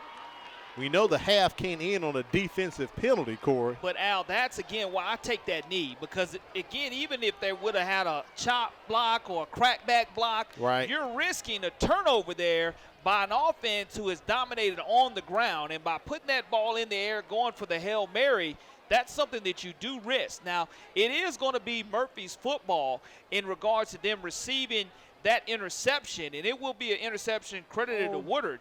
It'll just be declined, right, and that's where we will go to half with that play and the interception by the Murphy Panthers before we end the half there. All right, let's take it down to the sidelines. Kimberly Dunn has head coach John McKenzie. Coach McKenzie, congratulations on being ahead so far in the competition. How do you feel about your team's performance? Again, we're progressing in the right direction. We taking baby steps every week. Still got a lot of things to fix, but it's going to take time. We new to the process of trying to fulfill the process, and it's hard enough to win if you're not doing everything you need to do. So what adjustments need to be made in order to secure this win tonight? Again, finish. I mean, you know, we always looking back from where we come to see where we need to go. We didn't finish last week. We was going into the fourth quarter 20-14, which is similar. Only thing we're going into the third quarter, but we just got to finish the fourth quarter. Normally we better in the second half because of our conditioning, but it didn't hold up for us last week. Well, hopefully it will come out for you better this week, and y'all will come away with the win. We wish you the best of luck and look forward to seeing you in the second half. All right, thanks a lot. Thank you so much, Coach. Coach McKenzie hit it right on the head, Corey. They have to finish. They had 14 points last week against Gulf Shores, couldn't finish the job. But both of these teams have hit their average so far tonight. Well, coming out of halftime, it'll be interesting to see if this Murphy offense sputters or where they go ahead and capitalize and take advantage of this Robertsdale defense, who is going to regroup at halftime, and that's going to be critical for Murphy. How do they respond coming out of the third quarter? All right, halftime is headed your way. Homecoming festivities, the Chick-fil-A Halftime Trivia Challenge, plus more. Murphy's on top 20-13 for the MCPSS High School Football Game of the Week.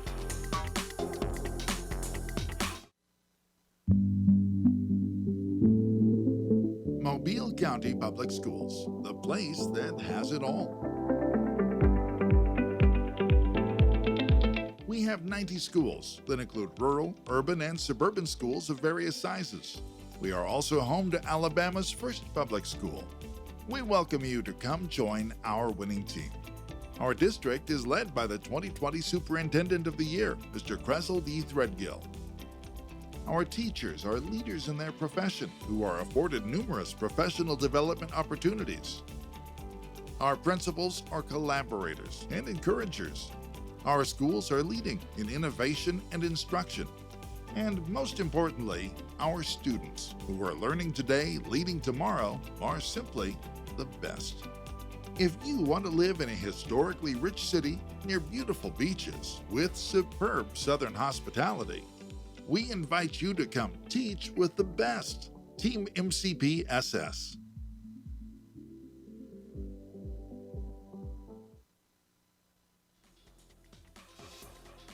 It is halftime at Lad People Stadium, and the homecoming festivities are beginning. We're going to check in with it later. Right now, let's take a look at the magnet schools of the Mobile County Public School System, emphasizing elementary magnet schools.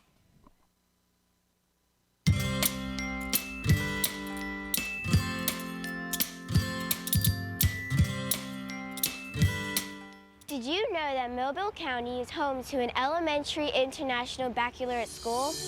Welcome to Council Traditional School. Council Traditional School is one of a few schools in Alabama to offer IB's primary years program. Through this inquiry-led transdisciplinary framework, Council challenges students to think for themselves and to take responsibility for their learning as they explore local and global issues and opportunities in real-life context. Our students are immersed in Spanish from pre-K through 5th grade, and they have opportunities to participate in numerous extracurricular activities and clubs, some of which include Geography Club, Global Trouters Running Club, Chess Club, Math Team, Robotics Team, and Strings. Our students are also learning how to make our world a better place for giving back to community organizations such as Camp Rappahoe, the Ronald McDonald House, and more. Our students are achieving high academically, but we pride ourselves also on the fact that they are open-minded and caring. Come see why Counselor Traditional School scored a perfect 100 on Alabama's state report cards. Choose the challenge, choose excellence, choose counsel. Have you heard our recent good news? Eisenberg School of Math, Science, and Technology just received the National Blue Ribbon Award from the United States Department of Education, which is given to the top public and private schools in our nation. We already knew that we were providing a high-quality education for our students, but this national award affirmed the hard work that our students, our faculty, and our parents are putting in every day. It's the same hard work that earned us perfect 100 scores on the last 3 State of Alabama report cards. And it's the same grit that earned us Lighthouse status from the Blue Ribbon of Excellence School program. How do we do it? We provide the best and most highly trained teachers around. And we believe in exposing our students to hands-on activities that make what they're learning in the classroom come alive. All of our students in grades kindergarten through 5 attend daily lab sessions for 45 minutes. That includes labs for general science, mathematics, and technology, as well as our outdoor classroom. At Action Rise, we pride ourselves on our diversity. Our students come from all over Mobile County and the world, with students from 18 different countries and 5 continents represented here. Come see for yourself why we were voted as the best public school in Mobile County.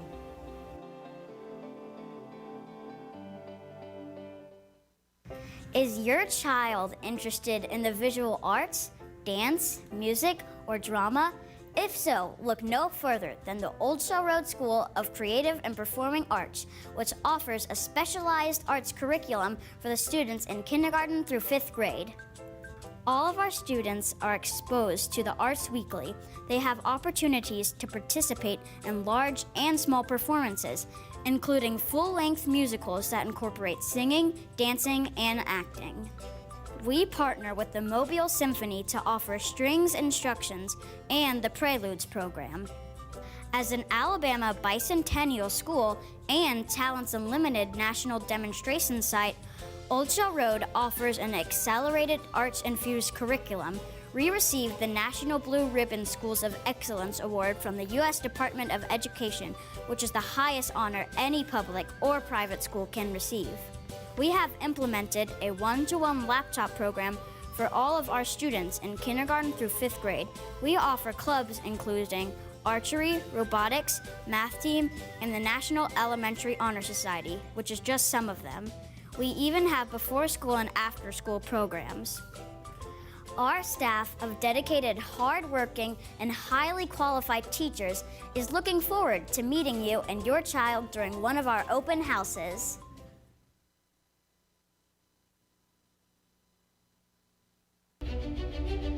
High school students, are you looking for a way to become a better leader?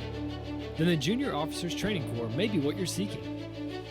If you would like to develop self-reliance, learn ways to be more responsible, and improve your communication skills, you can do that and more when you register for the Junior Officers Training Corps. The JROTC program is available to all high school students in Mobile County. JROTC, we build a better you. Our children with special needs deserve a place to play. That is why we are coming together to build the Miracle League of West Mobile Schmidt Family Park. It will include a special needs ball field and playground, regulation baseball and softball fields, and more. We have raised more than $1 million and construction will start soon. But we need your help to complete the project. Visit mcpss.com/Miracle League to donate and to learn more. Any dollar amount will help bring a smile to a child's face. Together, we can make a miracle. A teacher is one of the biggest investors in a community. They impact the lives of those we value the most. Teachers share knowledge which helps shape and mold our future leaders. Teachers show direction and help build a sense of purpose. Are you ready to make a change? For more information on teaching opportunities, teacher incentives, or to apply with the Mobile County Public Schools, log on to www.mcpss.com.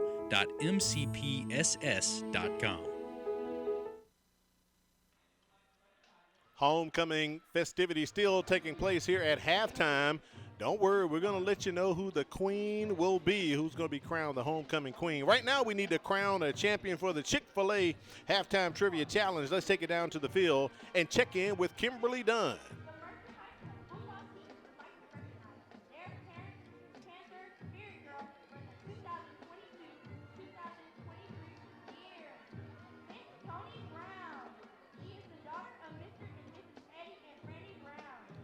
Having some difficulties with our camera. We'll take a break and come back with that Chick-fil-A Halftime Trivia Challenge. Don't move. This is a program for any middle school student who's actually behind. This opportunity offers kids a chance to do 2 grades in 1 year.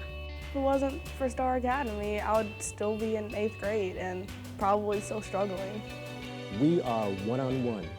We have small classrooms, and we're able to give students that personal touch, that personal attention. I know I'm coming to see good teachers, good attitude, and also they're here to teach us what we need to learn.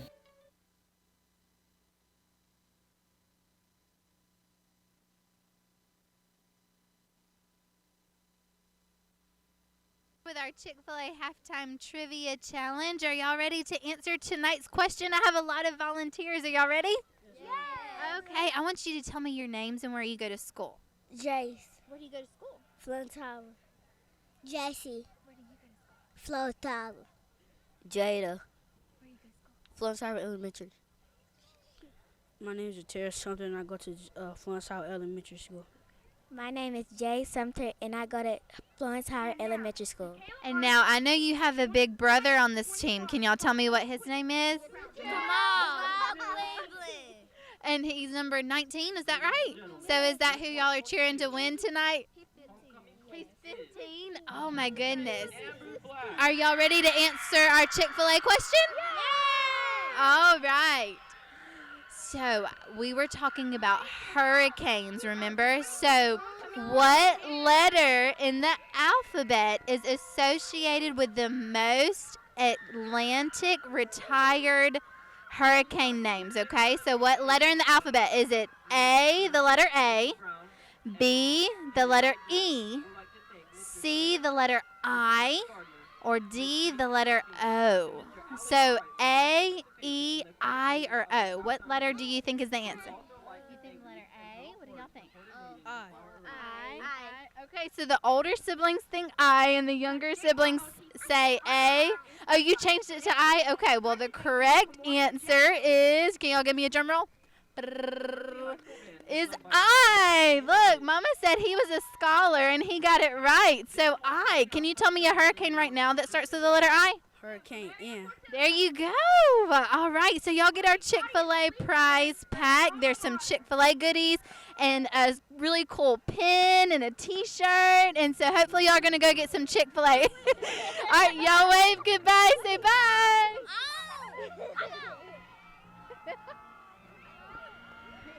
We appreciate that. Let's take it down to the field, and there's a look at the homecoming queen who has been crowned here for the Murphy High School Homecoming 2022. Everyone's all excited.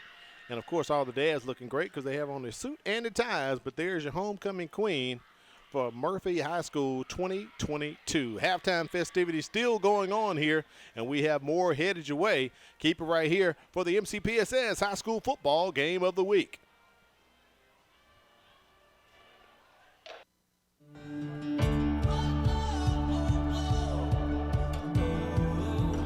It was just like an extension of home.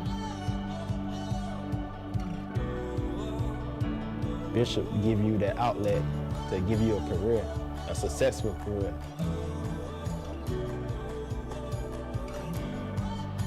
We're doing some great things at Bishop State. Keep an eye on us.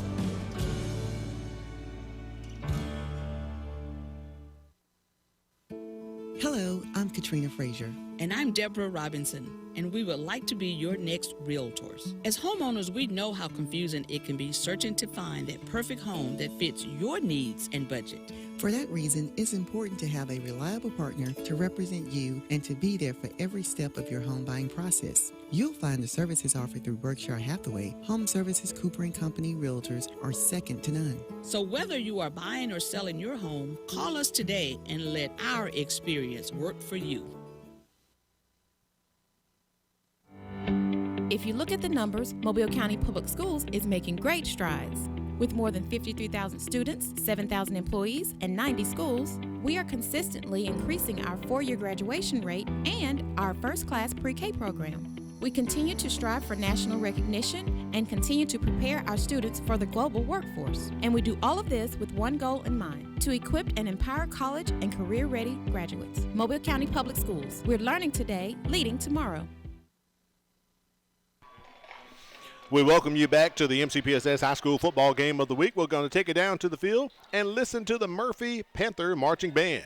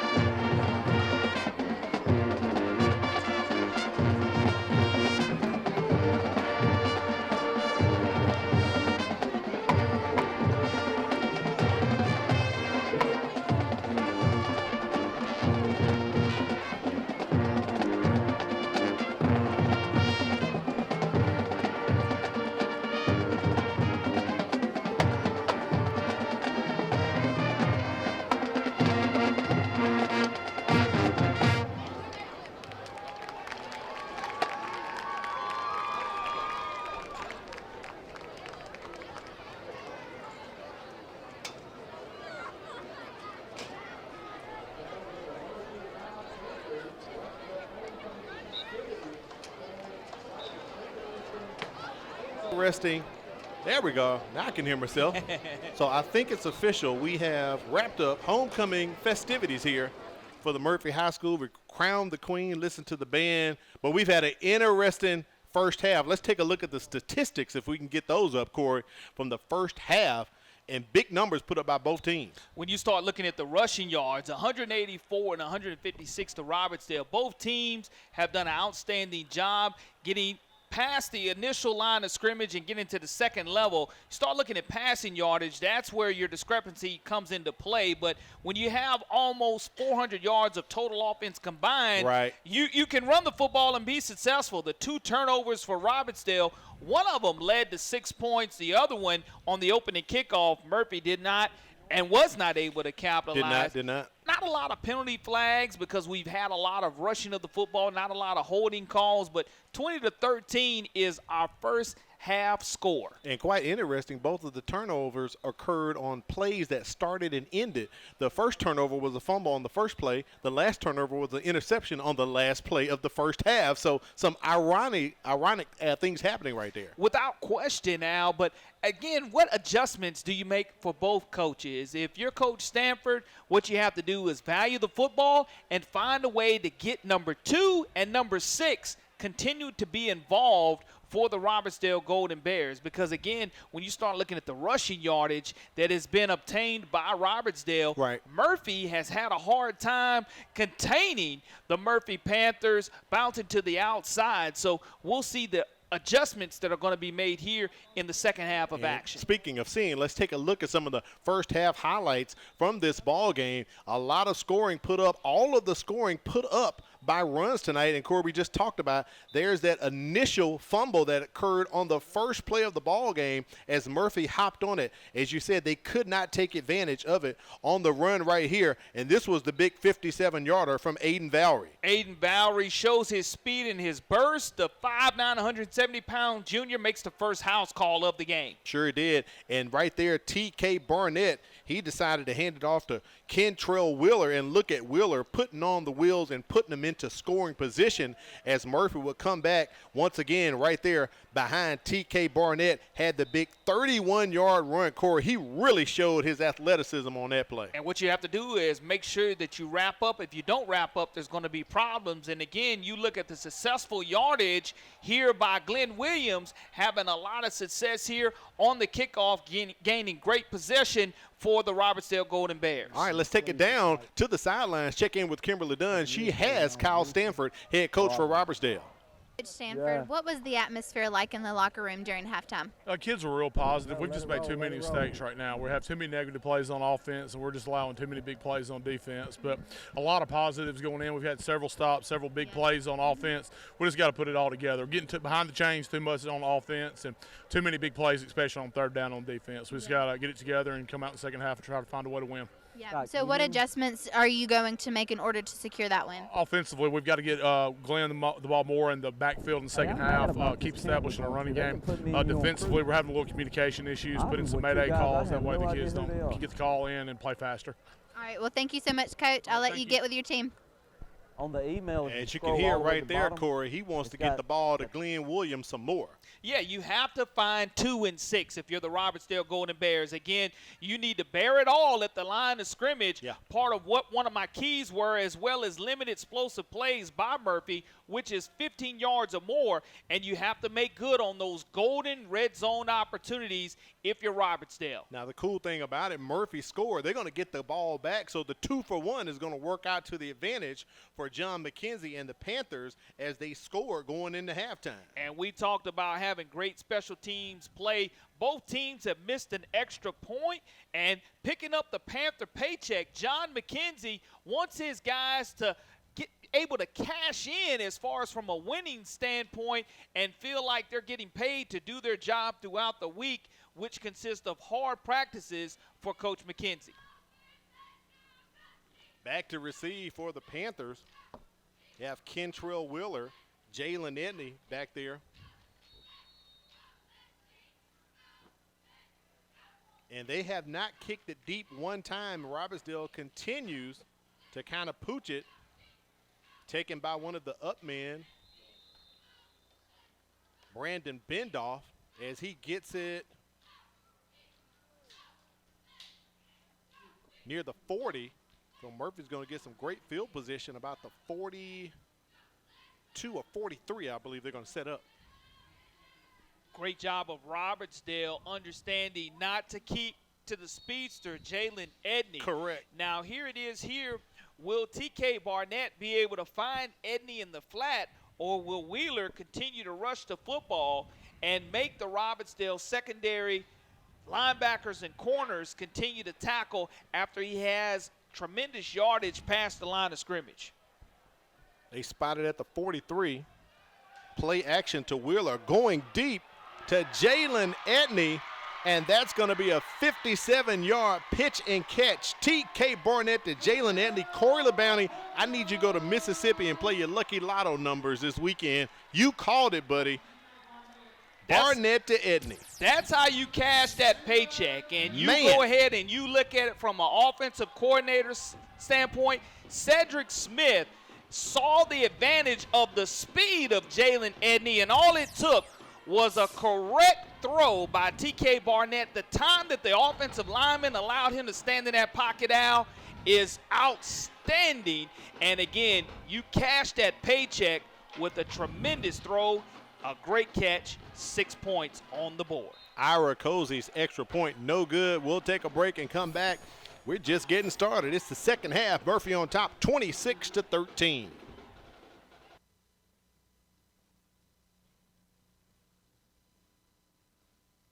If you're looking for fun, fashionable, and affordable jewelry, it's here. It's Paparazzi. We have a variety of colors and styles of bracelets, rings, necklaces, and earrings for all occasions and for every event. New styles are added daily, which means you are always up to date with the latest fashion. For that genuine bling, join me, Charmaine Watson, the real jewelry lady, on Facebook Live Sunday through Thursday at 7 p.m. It's cute, it's fun, it's fashion, it's $5, it's Paparazzi. Coach John McKenzie taking advantage of the 2-for-1 scoring opportunity, Corey. Not only scoring it once, but scoring it twice. Ends the first half scoring, starts the second half scoring, taking advantage of the great field position that Robertsdale is giving them as they refuse to kick deep. So they decide to go deep. 57 yards, one play. Your playmaker, he's your speedster on the field. You're not going to kick to him? Well, let me find another way to get a main weapon involved. When you have an athlete who is a return specialist as well as a wide receiver, TK Barnett, tremendous athleticism at the quarterback. One play, 57 yards, 11 seconds. And we asked him at the Optimist Club, award winner, what else does he do? And he says he's a track athlete also. So you see the speed by Jalen Edney taking place right there, Al. As he put on the afterburners and took it to the house. So Coach McKenzie and his crew, they popped the Bears in the mouth right there. 26-13, the Bears down 13 points as they get their ball the first time here in the third quarter. They're trying to go to their playmaker and intercepted by Brandon Bendoff. That's the third turnover of the ball game for Robertsdale. And Bendoff looks like he's trying to take it. Corey, pull out your copay card. He's going to the house.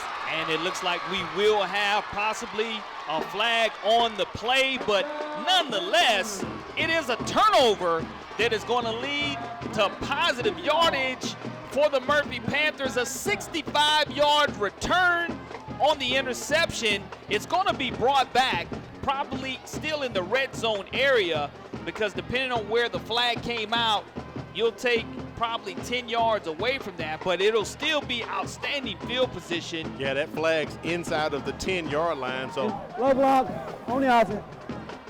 it'll be coming back. It'll take the points off the board, but that is the third turnover of the night.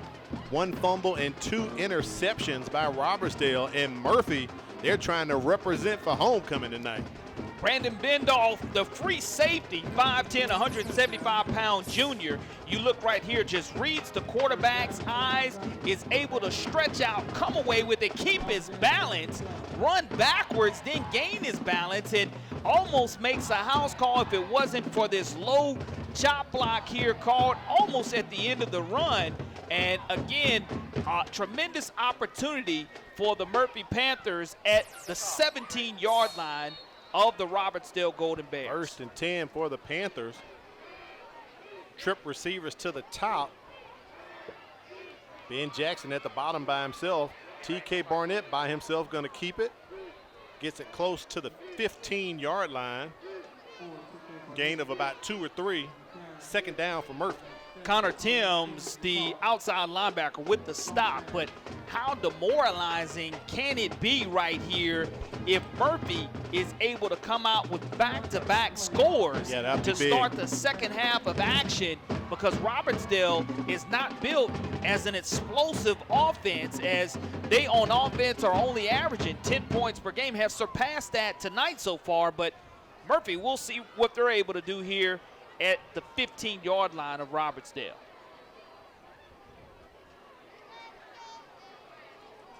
Jackson goes into motion to the top side. Kentrell Wheeler going to take the carry, turns the corner. Looks like he has enough to pick up that 1st down. We'll see where they spot him at, Corey. Kyle Stanford, the coach for Robertsdale, said they got to get the ball to Glenn Williams. They tried to do that, but the big interception by Brandon Bendolph ended all those dreams right there for Robertsdale. You have to credit them for trying to go to their playmaker in that situation, just a better defensive play as a defensive back. But here it is now, 3rd and 1. Murphy can still, again, pick up this 1st down and be inside the 10-yard line now. You've seen TK Barnett have a rushing touchdown. We'll see if the offensive line here can dominate the line of scrimmage. They give it to Wheeler. And he plows forward past the 5, but a flag comes in. Thrown by the back judge. And a face mask going to be called against Robertsdale. Well, that's one of those situations. Let's get a face mask on the defense. Half this to the goal. Results of the penalties are 1st down. Where you're Robertsdale, you don't want to give away any free yardage. No. We've seen them only have a couple of penalties in the 1st half, but this one is costly, and the results could be a touchdown here deep in the territory of the Golden Bears. Now, the biggest thing that can happen for Murphy here, we'll see if they go shotgun or under center. So they're going with the gun. And they go with Kentrell Wheeler, and that's a 2-yard score for Kentrell Wheeler. Picks up a touchdown. That's his 2nd one of the night. Jalen Drake for Christian Boyd. Center Zykees James starting to take over the line of scrimmage, and on that left side of the offensive line, an outstanding push and out. Robertsdale is really now, the Golden Bears really have to find an answer here on their next offensive possession upcoming.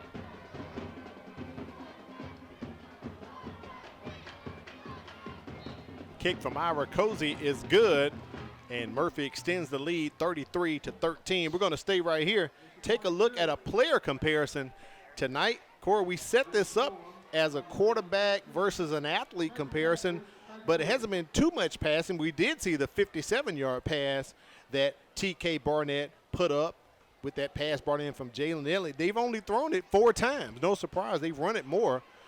But as you see right there, Glenn Williams definitely needs to have the ball touched more. They need to get the ball more to him, as they just tried, but it failed for Robertsdale. And if you're Murphy right here, don't give Robertsdale any opportunity to gain momentum by kicking it to Glenn Williams. Right. You want to make sure that you don't kick it out of bounds and that you keep it in play as well. But I'll tell you, Williams is a tremendous dual sport athlete at Robertsdale, and I know he plays basketball also for Marshall Davis Jr., and he's a tremendous athlete. That's why you definitely want to keep the football away from him here. Ira Cozy kind of pooches it once again.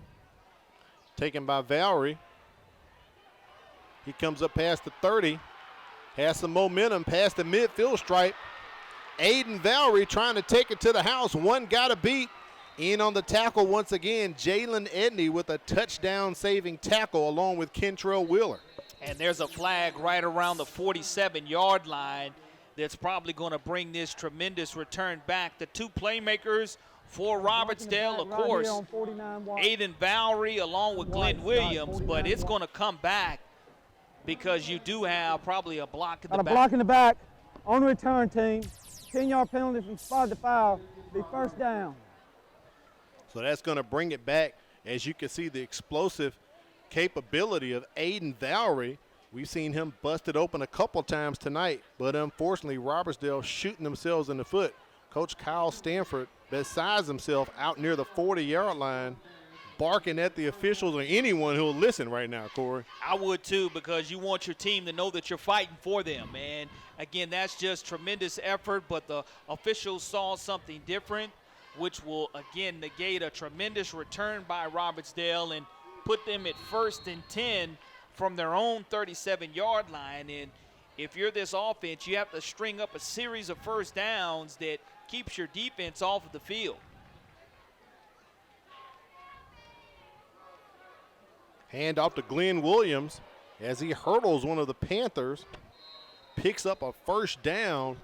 One Panther slow to get up, but he hops on up there. So first down for Robertsdale. If Nicholas Boudreau picks up that block down the field, then I guarantee Glenn Williams scores 6. So that's one of the things that you have to keep an eye on and highlight when you look at the film the next day. What could we have done just a little bit different to make those small differences that wind up being large on the scoreboard? 1st and 10, ball sitting directly in front of us on the 50-yard line. Back to Williams once again as he weaves his way past the 40, near the 35, into Panther territory. Glenn Williams starting to put on a show, Corey. And he is our playmaker. He's our impact player. Brian Jackson with the stop, but you look at the shiftiness and the athleticism of the young star Glenn Williams for the Robertsdale Golden Bears, and he's definitely an athlete that should play football and or basketball at the next level. Ball sitting on the 36-yard line of the Panthers. Play action, they pull it out to gut. Harvison tries to get some room but does not. He's going to be stopped for a loss of about 2. We'll call it 2nd and 12 coming up here for Robertsdale as they're trying to get some type of semblance together. Punched in the mouth, back-to-back scores by Murphy they have put up since halftime. It's homecoming, and the Panthers definitely want to win it, and they are showing it here in the second half on top 33-13. Well, if you're Robertsdale, again, this is a critical drive for your offense in this situation because you want your defense to get as much rest as possible. Right. Harvison back to pass. Pressure's coming. He's going deep. Got a guy wide open. Touchdown to Braden Davis. Henry Harvison delivers a 37-yard strike, and Robertsdale scores. Braden Davis, the 6'1", 190-pound senior, has his first receiving touchdown of the season, and none more important than that huge reception there for a touchdown, and that's exactly what the offense and head coach Kyle Stanford really needed from the offense. And again, your defense will have to take the field again now, but huge answer by the Golden Bears. Extra point is good. Corey, I guess we talked it up. We talked about all the running for touchdowns in the first half, and we've had 2 passing throws here in the third quarter. Murphy on top, 33-20. You're watching the MCPSS High School Football Game of the Week. At Mobile County Public Schools, we believe it starts with us. That's why we offer Signature Academies. Hello, I'm Jordan Clark, and I'm in the Health Service Academy at John L. LaFleur Magnet High School. My future career is to be an obstetrician gynecologist. With this academy, I'm learning firsthand from people already working in the industry. Shadowing them on the job really makes me want to study hard and work harder towards my career goal. Signature Academies are open to all students in Mobile County Public High Schools. Visit mcpss.com. Coming up, we'll give you the Brain Buster question of the week. Stick around. We're going to reveal that question and See if Corley Bounty can give us correct answer. It'll be headed your way here inside the third quarter. The game of the week, Brain Buster. Robertsdale scores, Corey. You are correct. They needed to get some points right there to kind of get themselves mentally back into this ball game. And again, when you start talking about this return game, you don't want to give up a big return. You want to have some type of stop here. What will be tremendous by the defensive coordinator / head coach, Kyle Stanford. He, along with Marshall Ballard, are the two co-defensive coordinators. On game day, Kyle Stanford calls the defense. Right. And throughout the week, Marshall Ballard prepares them. But that scoring drive, 4 plays, 63 yards, 2 minutes and 15 seconds. That is the best 2 minutes and 15 seconds that the Robertsdale defense could ask for. You're right about that. They needed a break because Murphy had came out clicking on all cylinders in the second half. Taking possession right now at the 38-yard line, 1st and 10. Kentrell Wheeler in the backfield with T.K. Barnett. They fake the run, going back in the air once again, wide open, Jalen Edney, and he brings it in. It's a touchdown. Edney scores again. 62 yards, yeah. Well, Al. Wow. How do you go ahead and top your first touchdown by a bobbling second touchdown? You just see the tremendous speed of Jalen Edney, and we see why he's an impact player that I listed at the top of the broadcast. And again, this young man has a star on his helmet. There it is. And that is the Crichton Optimist Club Special Teams Player of the Week star helmet that he has. Huge play for Murphy, answering the score of Robertsdale off of one play. You went back to the exact same play because they were in the exact same coverage, and you take advantage of it. It's unreal. Murphy up by 20. You're watching a special Thursday night edition of the MCPSS High School Football Game of the Week.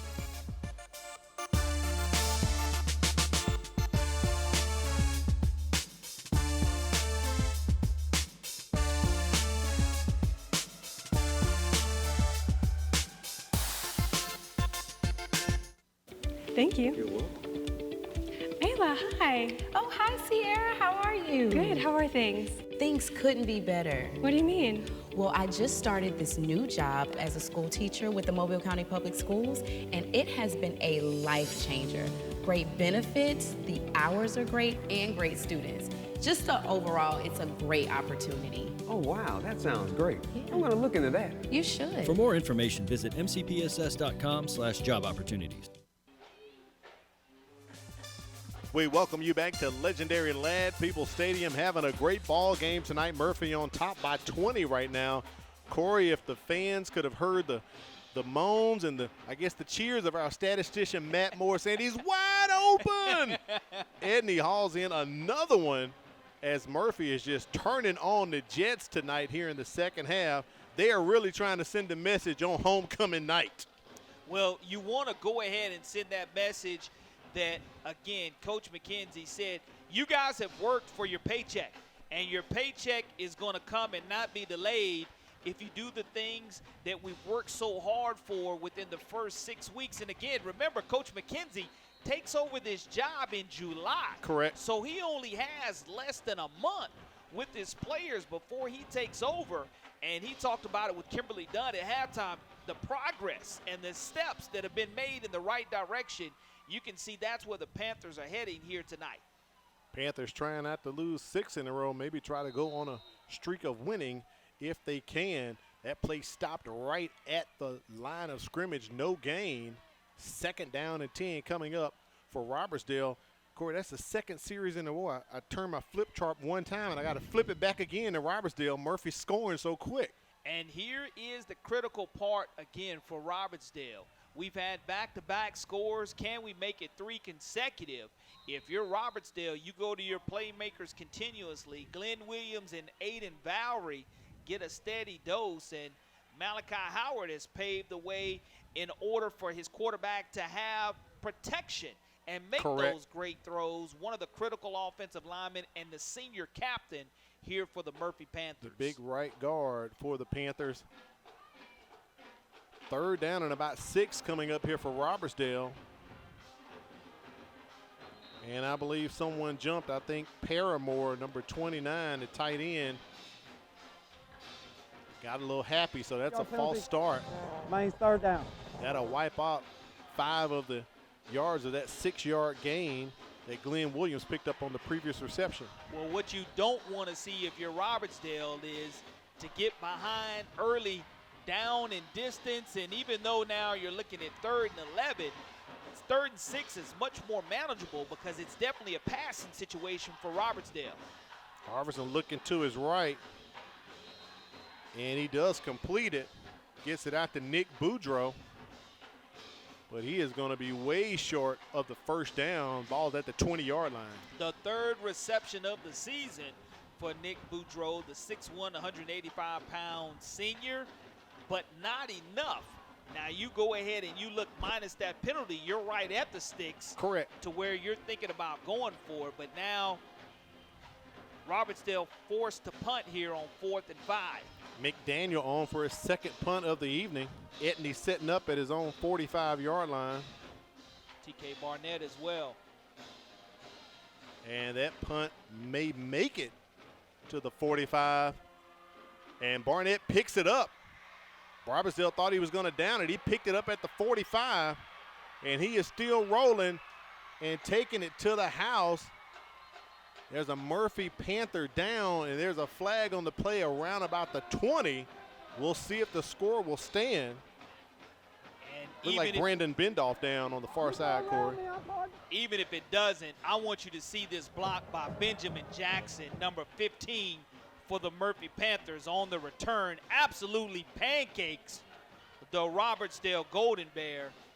And we'll see if it's all for night, which will be the 2nd touchdown callback of the evening.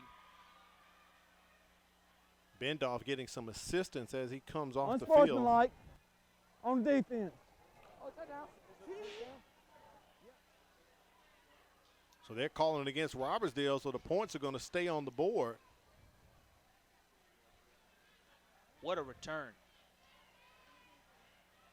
55-yard return by Touchdown. TK Barnett. And he kind of basically, Corey, he basically possummed and suckered him in. He hadn't downed the ball. Robertsdale hadn't downed the ball. He just scooped it up and took off. What you'll see is Robertsdale relax and kind of look at it instead of go ahead and touching it and making it a dead ball. They elected to let it roll until at the last moment it was scooped up, and you have a scoop and score. But as we look at the replay after this extra point, you will see that block from Benjamin Jackson, number 15.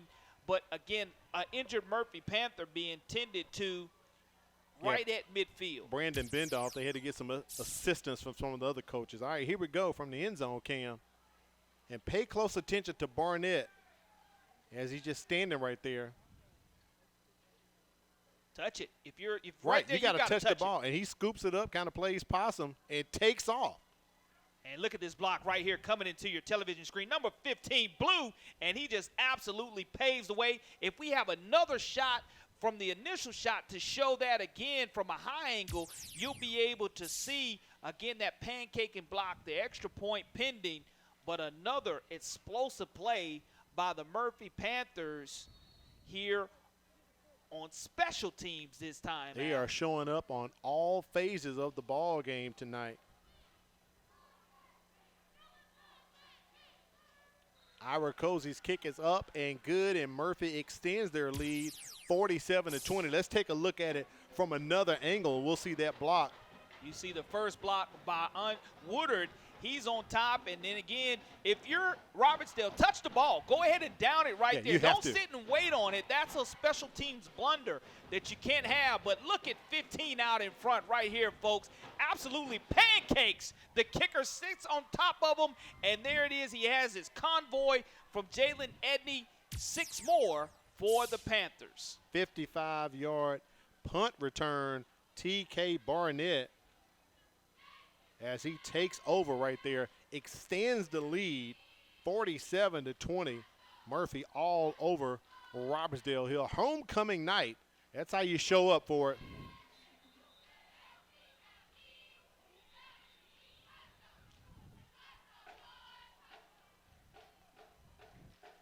And here's the thing on the kickoff, Al. If they kick to Aiden Bowery, he's a basketball player as well, dual sport athlete for Marshall Davis. Both of them can go ahead and be tremendous returners. Glenn Williams as well as Aiden Bowery. Right. They're go ahead and assessing the unsportsmanlike on the kickoff here. That's why you're seeing the ball spotted by the officials. They're making sure that they go ahead and mark off that yardage.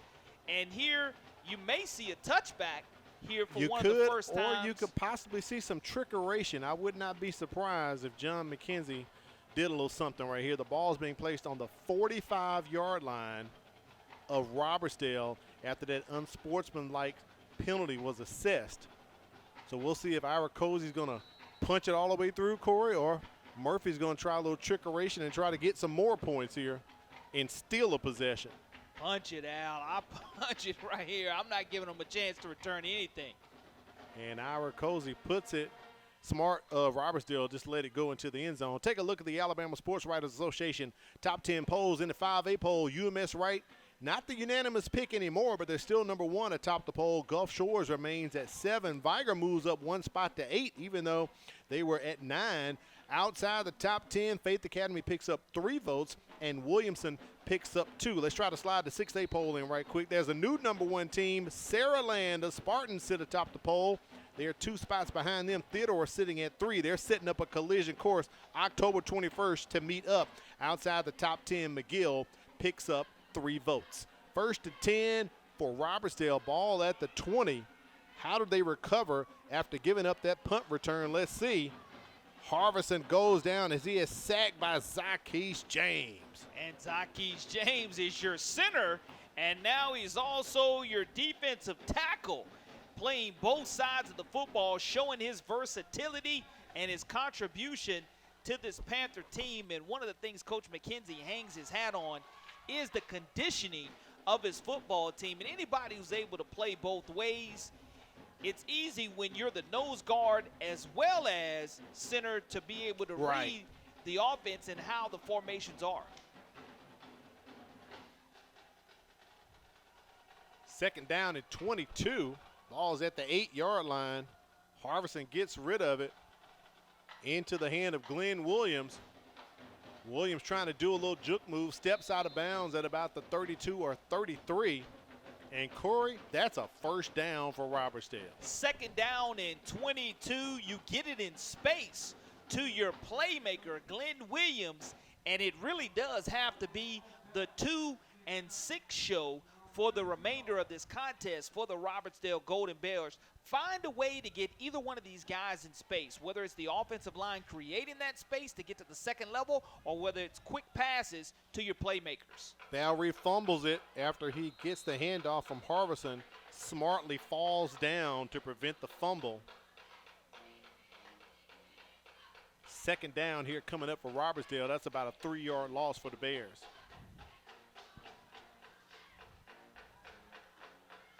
Harvison comes back from the sideline after getting the call.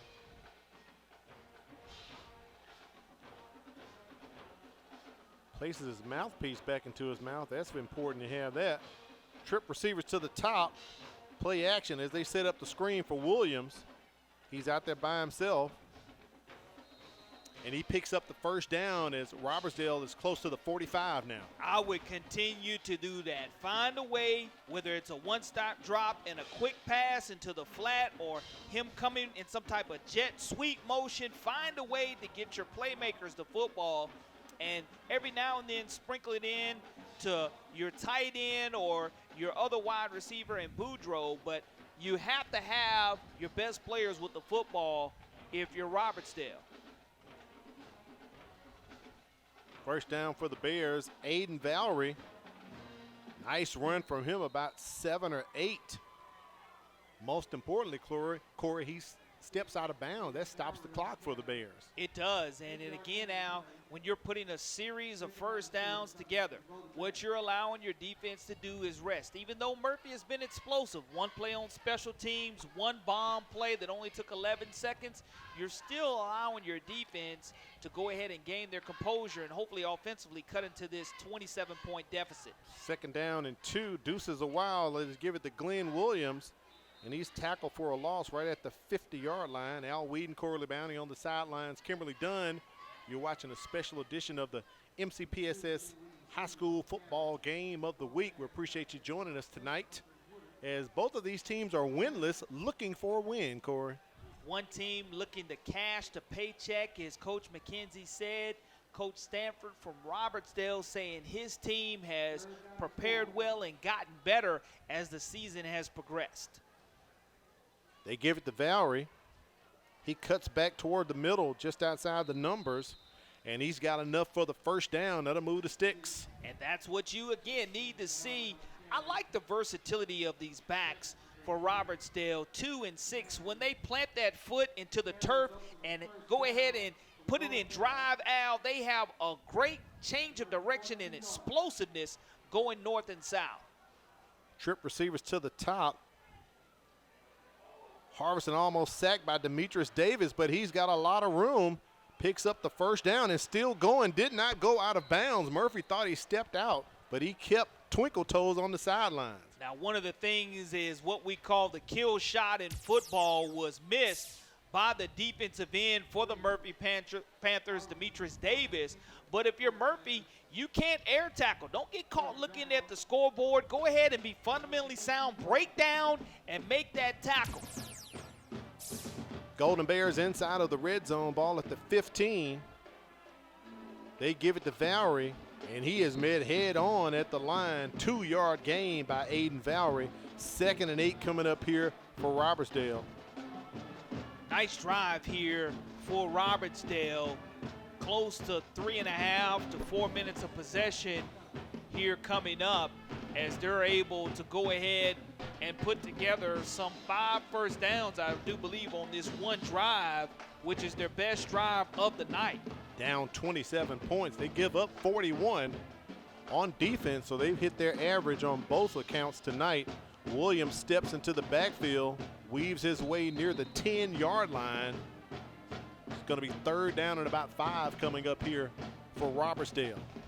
You look at the foot action of Glenn Williams to where if you don't meet him in the hole, anytime he'll undress you in open space. Correct. With his footwork. And this is a young man that has tremendous bursts and one of the best athletes in the entire school at Robertsdale High School, showing you he and 6 both, Aiden Valerie. It's a no-brainer, Al. Continue to go to him. Line to gain is the 5. Williams is hit, fumbled. It almost went back to Harvison, but it looks like Murphy has jumped on top of it. I believe it's going to be recovered by Desmond Mitchell, number 16. And if so, that will be the 4th turnover of the night, and Williams hurt. He's getting up disheartened. slowly. He's disheartened, but I do believe the helmet was put directly on the football. That's why you saw it shoot back like a center snapping the football, and that's exactly what you saw as we go to Kim. Look at the replay afterwards, Al, after we go to Kim. What's going on, Kimberly? Able to get an injury update for the Murphy Panthers. Number 5, thankfully he was only suffering from a cramp. He's still on the sidelines trying to walk that off. It's still lingering a little bit, but he said he's ready to get back in the game and continue to help his team secure this win tonight. Thank you, Kim. We do appreciate that. Brandon Bendoff, glad to hear that news. It was just a cramp, nothing serious. 1st and 10 coming up. Murphy. They've switched quarterbacks as they put in the backup. James Holbrook taking that snap. Maybe about a 1 or 2 yard gain for the Panthers. See if we can get this replay of the turnover. I do believe the face mask was put directly on the snout of the football. You see Glenn Williams have it, and again, it just goes ricocheting back on a nice tackle in the hole, and Murphy was able to pounce on it. But TK Barnett at wide receiver here is a threat also. Murphy hands it off. Running up the middle for the Panthers, Chase Rogers. He gets the first down as he gets near the 35-yard line. And that is the last play of the 3rd quarter with Murphy on top, 47-20 on homecoming night. So since we have a break right here between the quarters, we'll put up our Game of the Week Brain Buster. All right, Corey, name the last Murphy coach to win 5 games in a row. That's our Game of the Week Brain Buster. Name the last Murphy coach to win 5 games in a row. Is it Terry Curtis, Ron Lee, Larry Henderson, or Rick Cawley? So think about that. We'll come back and see what your answer is going to be, Corey. And you know what? We're rocking multiple choice the rest of the year. I love the multiple choice. I know you do. I know you do. 25% chance of getting it right versus yay or nay. So I appreciate the multiple chance opportunities. And if you're at home watching or streaming along here, do not text Corey the Bounty and give him the answer. Feel free to go ahead and tag team in, because I have a pretty good answer. I think I've narrowed it down. You got a pretty good idea? 50-50, right, as to what I think it is.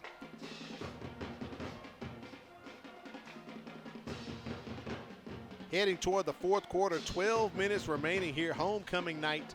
Murphy all on top, 47-20. When we went to halftime, Corey, we were sitting at, I believe, 20-13.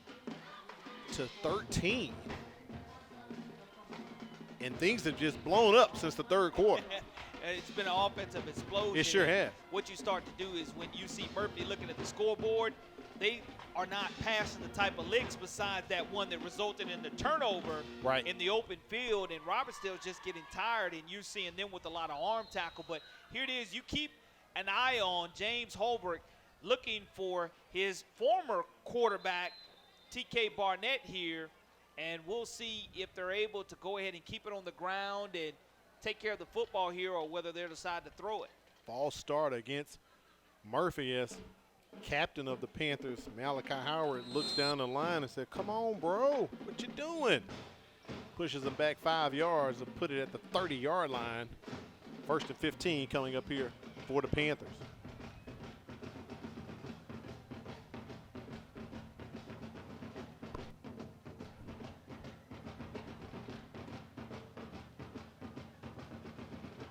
Hand off to Rogers. James Holbrook comes into the ball game. He has 2 touchdowns, 2 interceptions. He's a 38% passer on the season. Rogers picks up a couple. It's 2nd down for Murphy. Chase Rogers with his 6th rushing attempt on the season. He got the last rush right before we started the fourth quarter of action, but it's able to give Kentrell Wheeler a nice little breather, and you're able to get some guys some valuable reps moving forward. Back to Rogers, tripped up as he was trying to plant the foot and make a move. They'll credit him with about a 1-yard gain, so 3rd and 11 here coming up for the Panthers.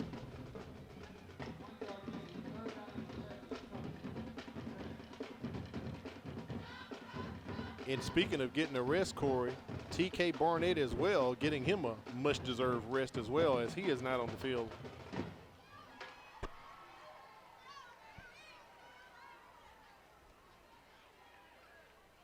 Play clock under 10 seconds. They set up the screen for Rogers. He has a couple of the big fellas in front of him as he goes past the 50 into Robertsdale territory, marked down at about the 44-yard line. And some late flags coming in, a little extracurricular. So we'll let the officials have time to sort it out. We can talk about third quarter stats, Corey. Well, you're talking about 380 total yards of offense by Murphy, 343 by Robertsdale. With the yardage situation, you would think it's almost even, sure even would. the rushing yards and the passing yardage, but the penalty situation close to being even as well. But the turnovers. 4 turnovers is tonight. The difference with the special teams explosion. And this play right here, offsetting, I do believe, unsportsmanlike, but it was post-possession, and that's one of the things that the officials are going to be talking about after the play, to where do we go ahead and just mark it as a first down, and we'll go ahead and hear from our official now. After the play, we got personal foul on blue. After the play, we got personal foul on white. Those penalties offset.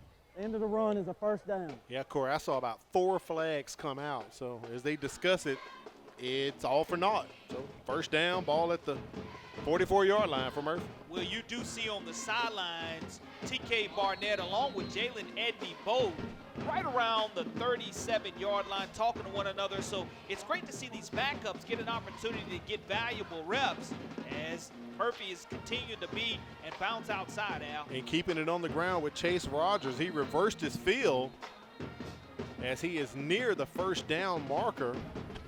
And a flag on the play here close to the Murphy sideline, and Coach McKenzie is highly upset at his quarterback right now, talking to him. We got an illegal shift going 5 yards from the previous side and still be first down. I thought I saw some movement before the ball was snapped. It looked like David Green may have moved a little early or something, Corey. But that's going to penalize the Panthers, placing them back to the 49-yard line. Well, when you do have an opportunity to get into the game, it's your opportunity to make your mark. Correct. And to show why that you have an opportunity to go ahead and be a first stringer or make yourself more valuable to your team by what you're able to put on film. And by going backwards, that situation now 1st and long for the Panthers. Once again, play clock under 10. Murphy gets the snap off, but we have another flag, and Coach McKenzie is super irate as he steps onto the field. False start against the Panthers. 5-yard penalty, still first down. That's 10 yards right there, Corey. When you do put backups in the game, you don't want to see a diminished effort in regards to execution. And Murphy's not going to take a timeout to call a timeout unless the play clock gets down to below 7. But I love the fact that Coach McKenzie is encouraging his backup offensive lineman to do his job. And off to Rogers once again. Nice blocking by that line as Rogers gets back to the original line of scrimmage plus a little more. I think they're going to spot him at the the 46 of Robertsdale.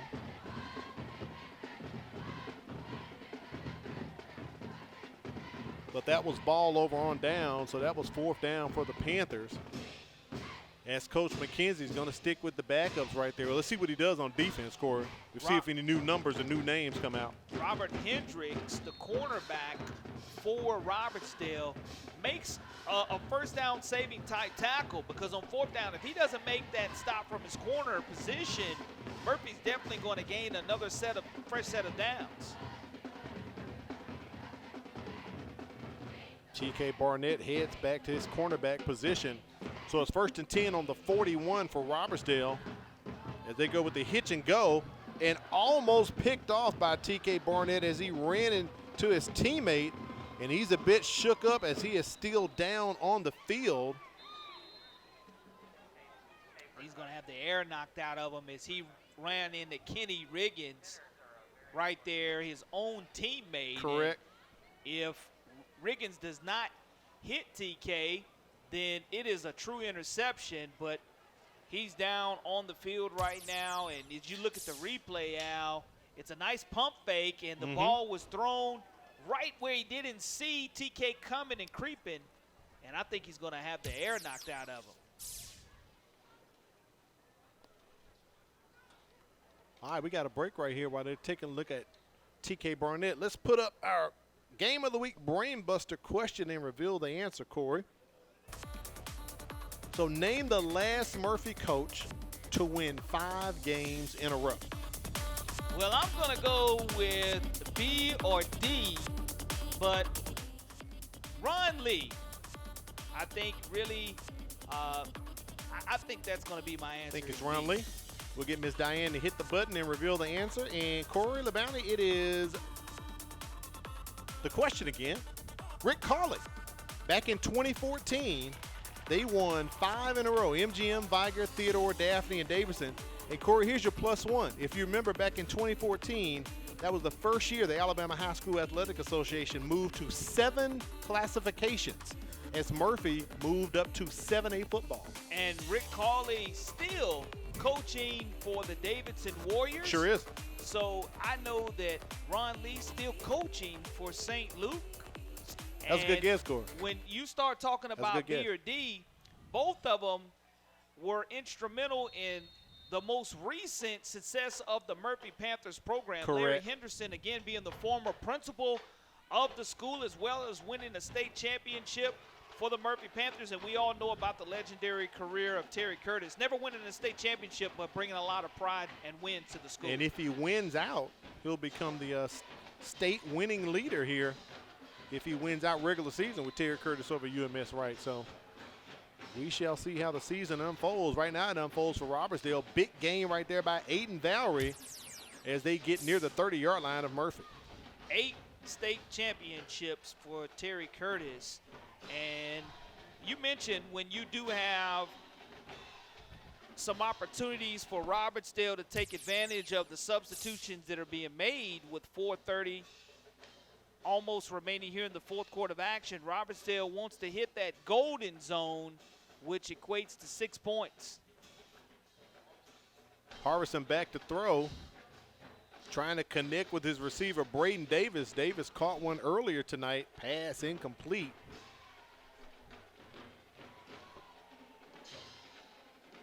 Going to be second down coming up for the Bears. Next week, we're going out to the Hornets' Nest. It'll be the Battle of West Mobile as the MGM Vikings and Baker Hornets go head-to-head in a 7A Region 1 context. And, Corey, that one's going to have some playoff implications around it. Well, when you start talking about big boy football in 7A, Zach Golson's done a tremendous job of becoming and creating a culture to where almost finally got them to the mountaintop of their first win a couple of weeks ago. Right. They have a huge game coming up, and we'll see exactly where he's able to lead this program. Well, you and I have talked about it with the reclassification of 7A. This could be the year that we could possibly see a return of Bryan or maybe MGM, possibly to the playoffs, depending on how things play out. Big ball game tomorrow with Baker and Bryant as well. So we shall see with that now being a 7-team region. Harvison going deep again, trying to connect with Davis. Pass incomplete. That's going to take Robertsdale to fourth down. Well, 3:09 left in the contest, and Robertsdale has to find a way to go ahead and convert here on this offensive drive, because if they don't convert, Al, here on fourth down upcoming, you're in a situation to where Murphy is just going to run the clock out. Pretty much.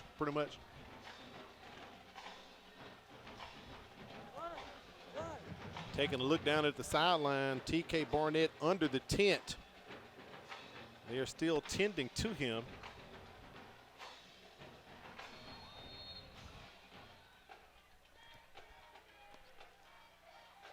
Fourth down, Robertsdale going for it here. Ball at the 35-yard line. 4th and 10. They've yet to connect. Play action as they get it to the big tight end, Brandon Paramore. He's going to be close to picking up the first down. Sorry, Brennan Paramore. Let's see where they mark it at. And you look at fourth down, you get it to your playmaker on a play action to your playmaker, and you see somebody make one of their first catches of the contest as Paramore has his 6th reception. It's just going to be a little bit short. A little short, not enough. Ball over on downs. And Murphy's going to come and take over with less than 150 less in the contest.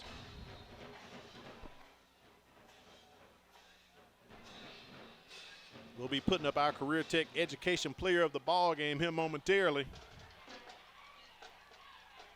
As you're right, Corey, all Murphy has to do is just pretty much just run it, sit on it, and let this thing run out. As they're going to win on homecoming night. I know that's huge, especially for the seniors. And Al, when you start having an opportunity to win your first game on homecoming, it really means a lot. It does.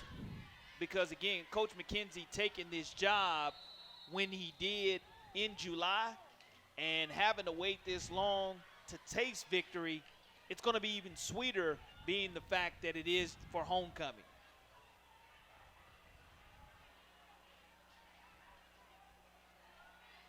Clock still running, less than 1 minute here. After change of possession here coming up, Robertsdale going to come back out on the field.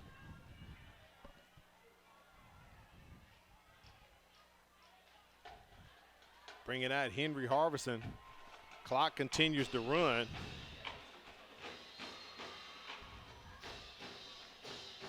Murphy trying to get Zykees James off the field so they're not flagged with 12 men on the field. Glenn Williams with the carry. He's just going to go out of bounds with 8 seconds remaining as Ladd still has the game clock running. Well, Al, what's pretty interesting is when we start looking at our players at the game, they were definitely impact players. And notice it's plural. It is with an S. Plural players for the Murphy Panthers getting it done tonight.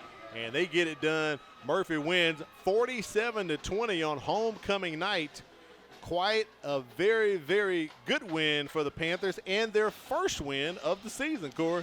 Coach McKenzie has been preaching about cashing that paycheck. The bank is open after hours for Murphy tonight as they're able to cash in and get that W on the scoreboard. Huge for that program. Absolutely huge. We talked about it early in the ball game as we went into halftime. All of the touchdowns have been run or basically scored on the ground, and then the third quarter happened and we had an explosion and an aerial attack took place. It looked like we were going to have a tremendous amount of rushing yardage. Right. To be on our cumulative total, and then all of a sudden the mismatch, the coaching staff for Murphy and the offensive staff saw a mismatch with Edney and they decided to go aerial. TK Barnett was able to display that arm, hit him a couple of times in stride, and because of it, the Murphy Panthers were able to separate and pull away in the second half of action. Yep, let's take it down to the sidelines and check in with winning head coach John McKenzie. Coach McKenzie, congratulations on the win tonight, and not just any win, a region win on homecoming night. What does this mean to you and your team? It's big. It's a big win. Do you feel like this game is going to help prepare y'all for the rest of the season? Yeah, where we trying to go, we got in late, trying to do different things. Kids ain't never done the things that we do before. And to put in the work and not see the results now, we'll work a little harder next week and try to get ready again. Do you feel like this is momentum that your team is going to be able to continue to use for the rest of the season? Well, it's a good feeling, and they just need to remember it and know what we paid the price to get it. And it's just the beginning. I think we still progressing. We beat a team we were supposed to beat. Yeah. And some of them teams we played, we wasn't supposed to beat them at this moment, but my 9th and 10th graders and 11th graders, they understand what we're trying to do. Well, congratulations on the win, Coach. We wish you the best of luck for the rest of the season. Thank you very much. Hey, Mom. Coach McKenzie shouting out to Mom, and nothing wrong with that, Corey, because a much well-earned win tonight. And again, the Murphy Panthers finding a way to put everything together. 4 quarters of football totally done by the Murphy Panthers as they were smacked in the mouth early in the first quarter. They responded very well. You look at the final stats of the game, had more rushing yards, again, had a couple of more passing yards, 390 total yards, no turnovers.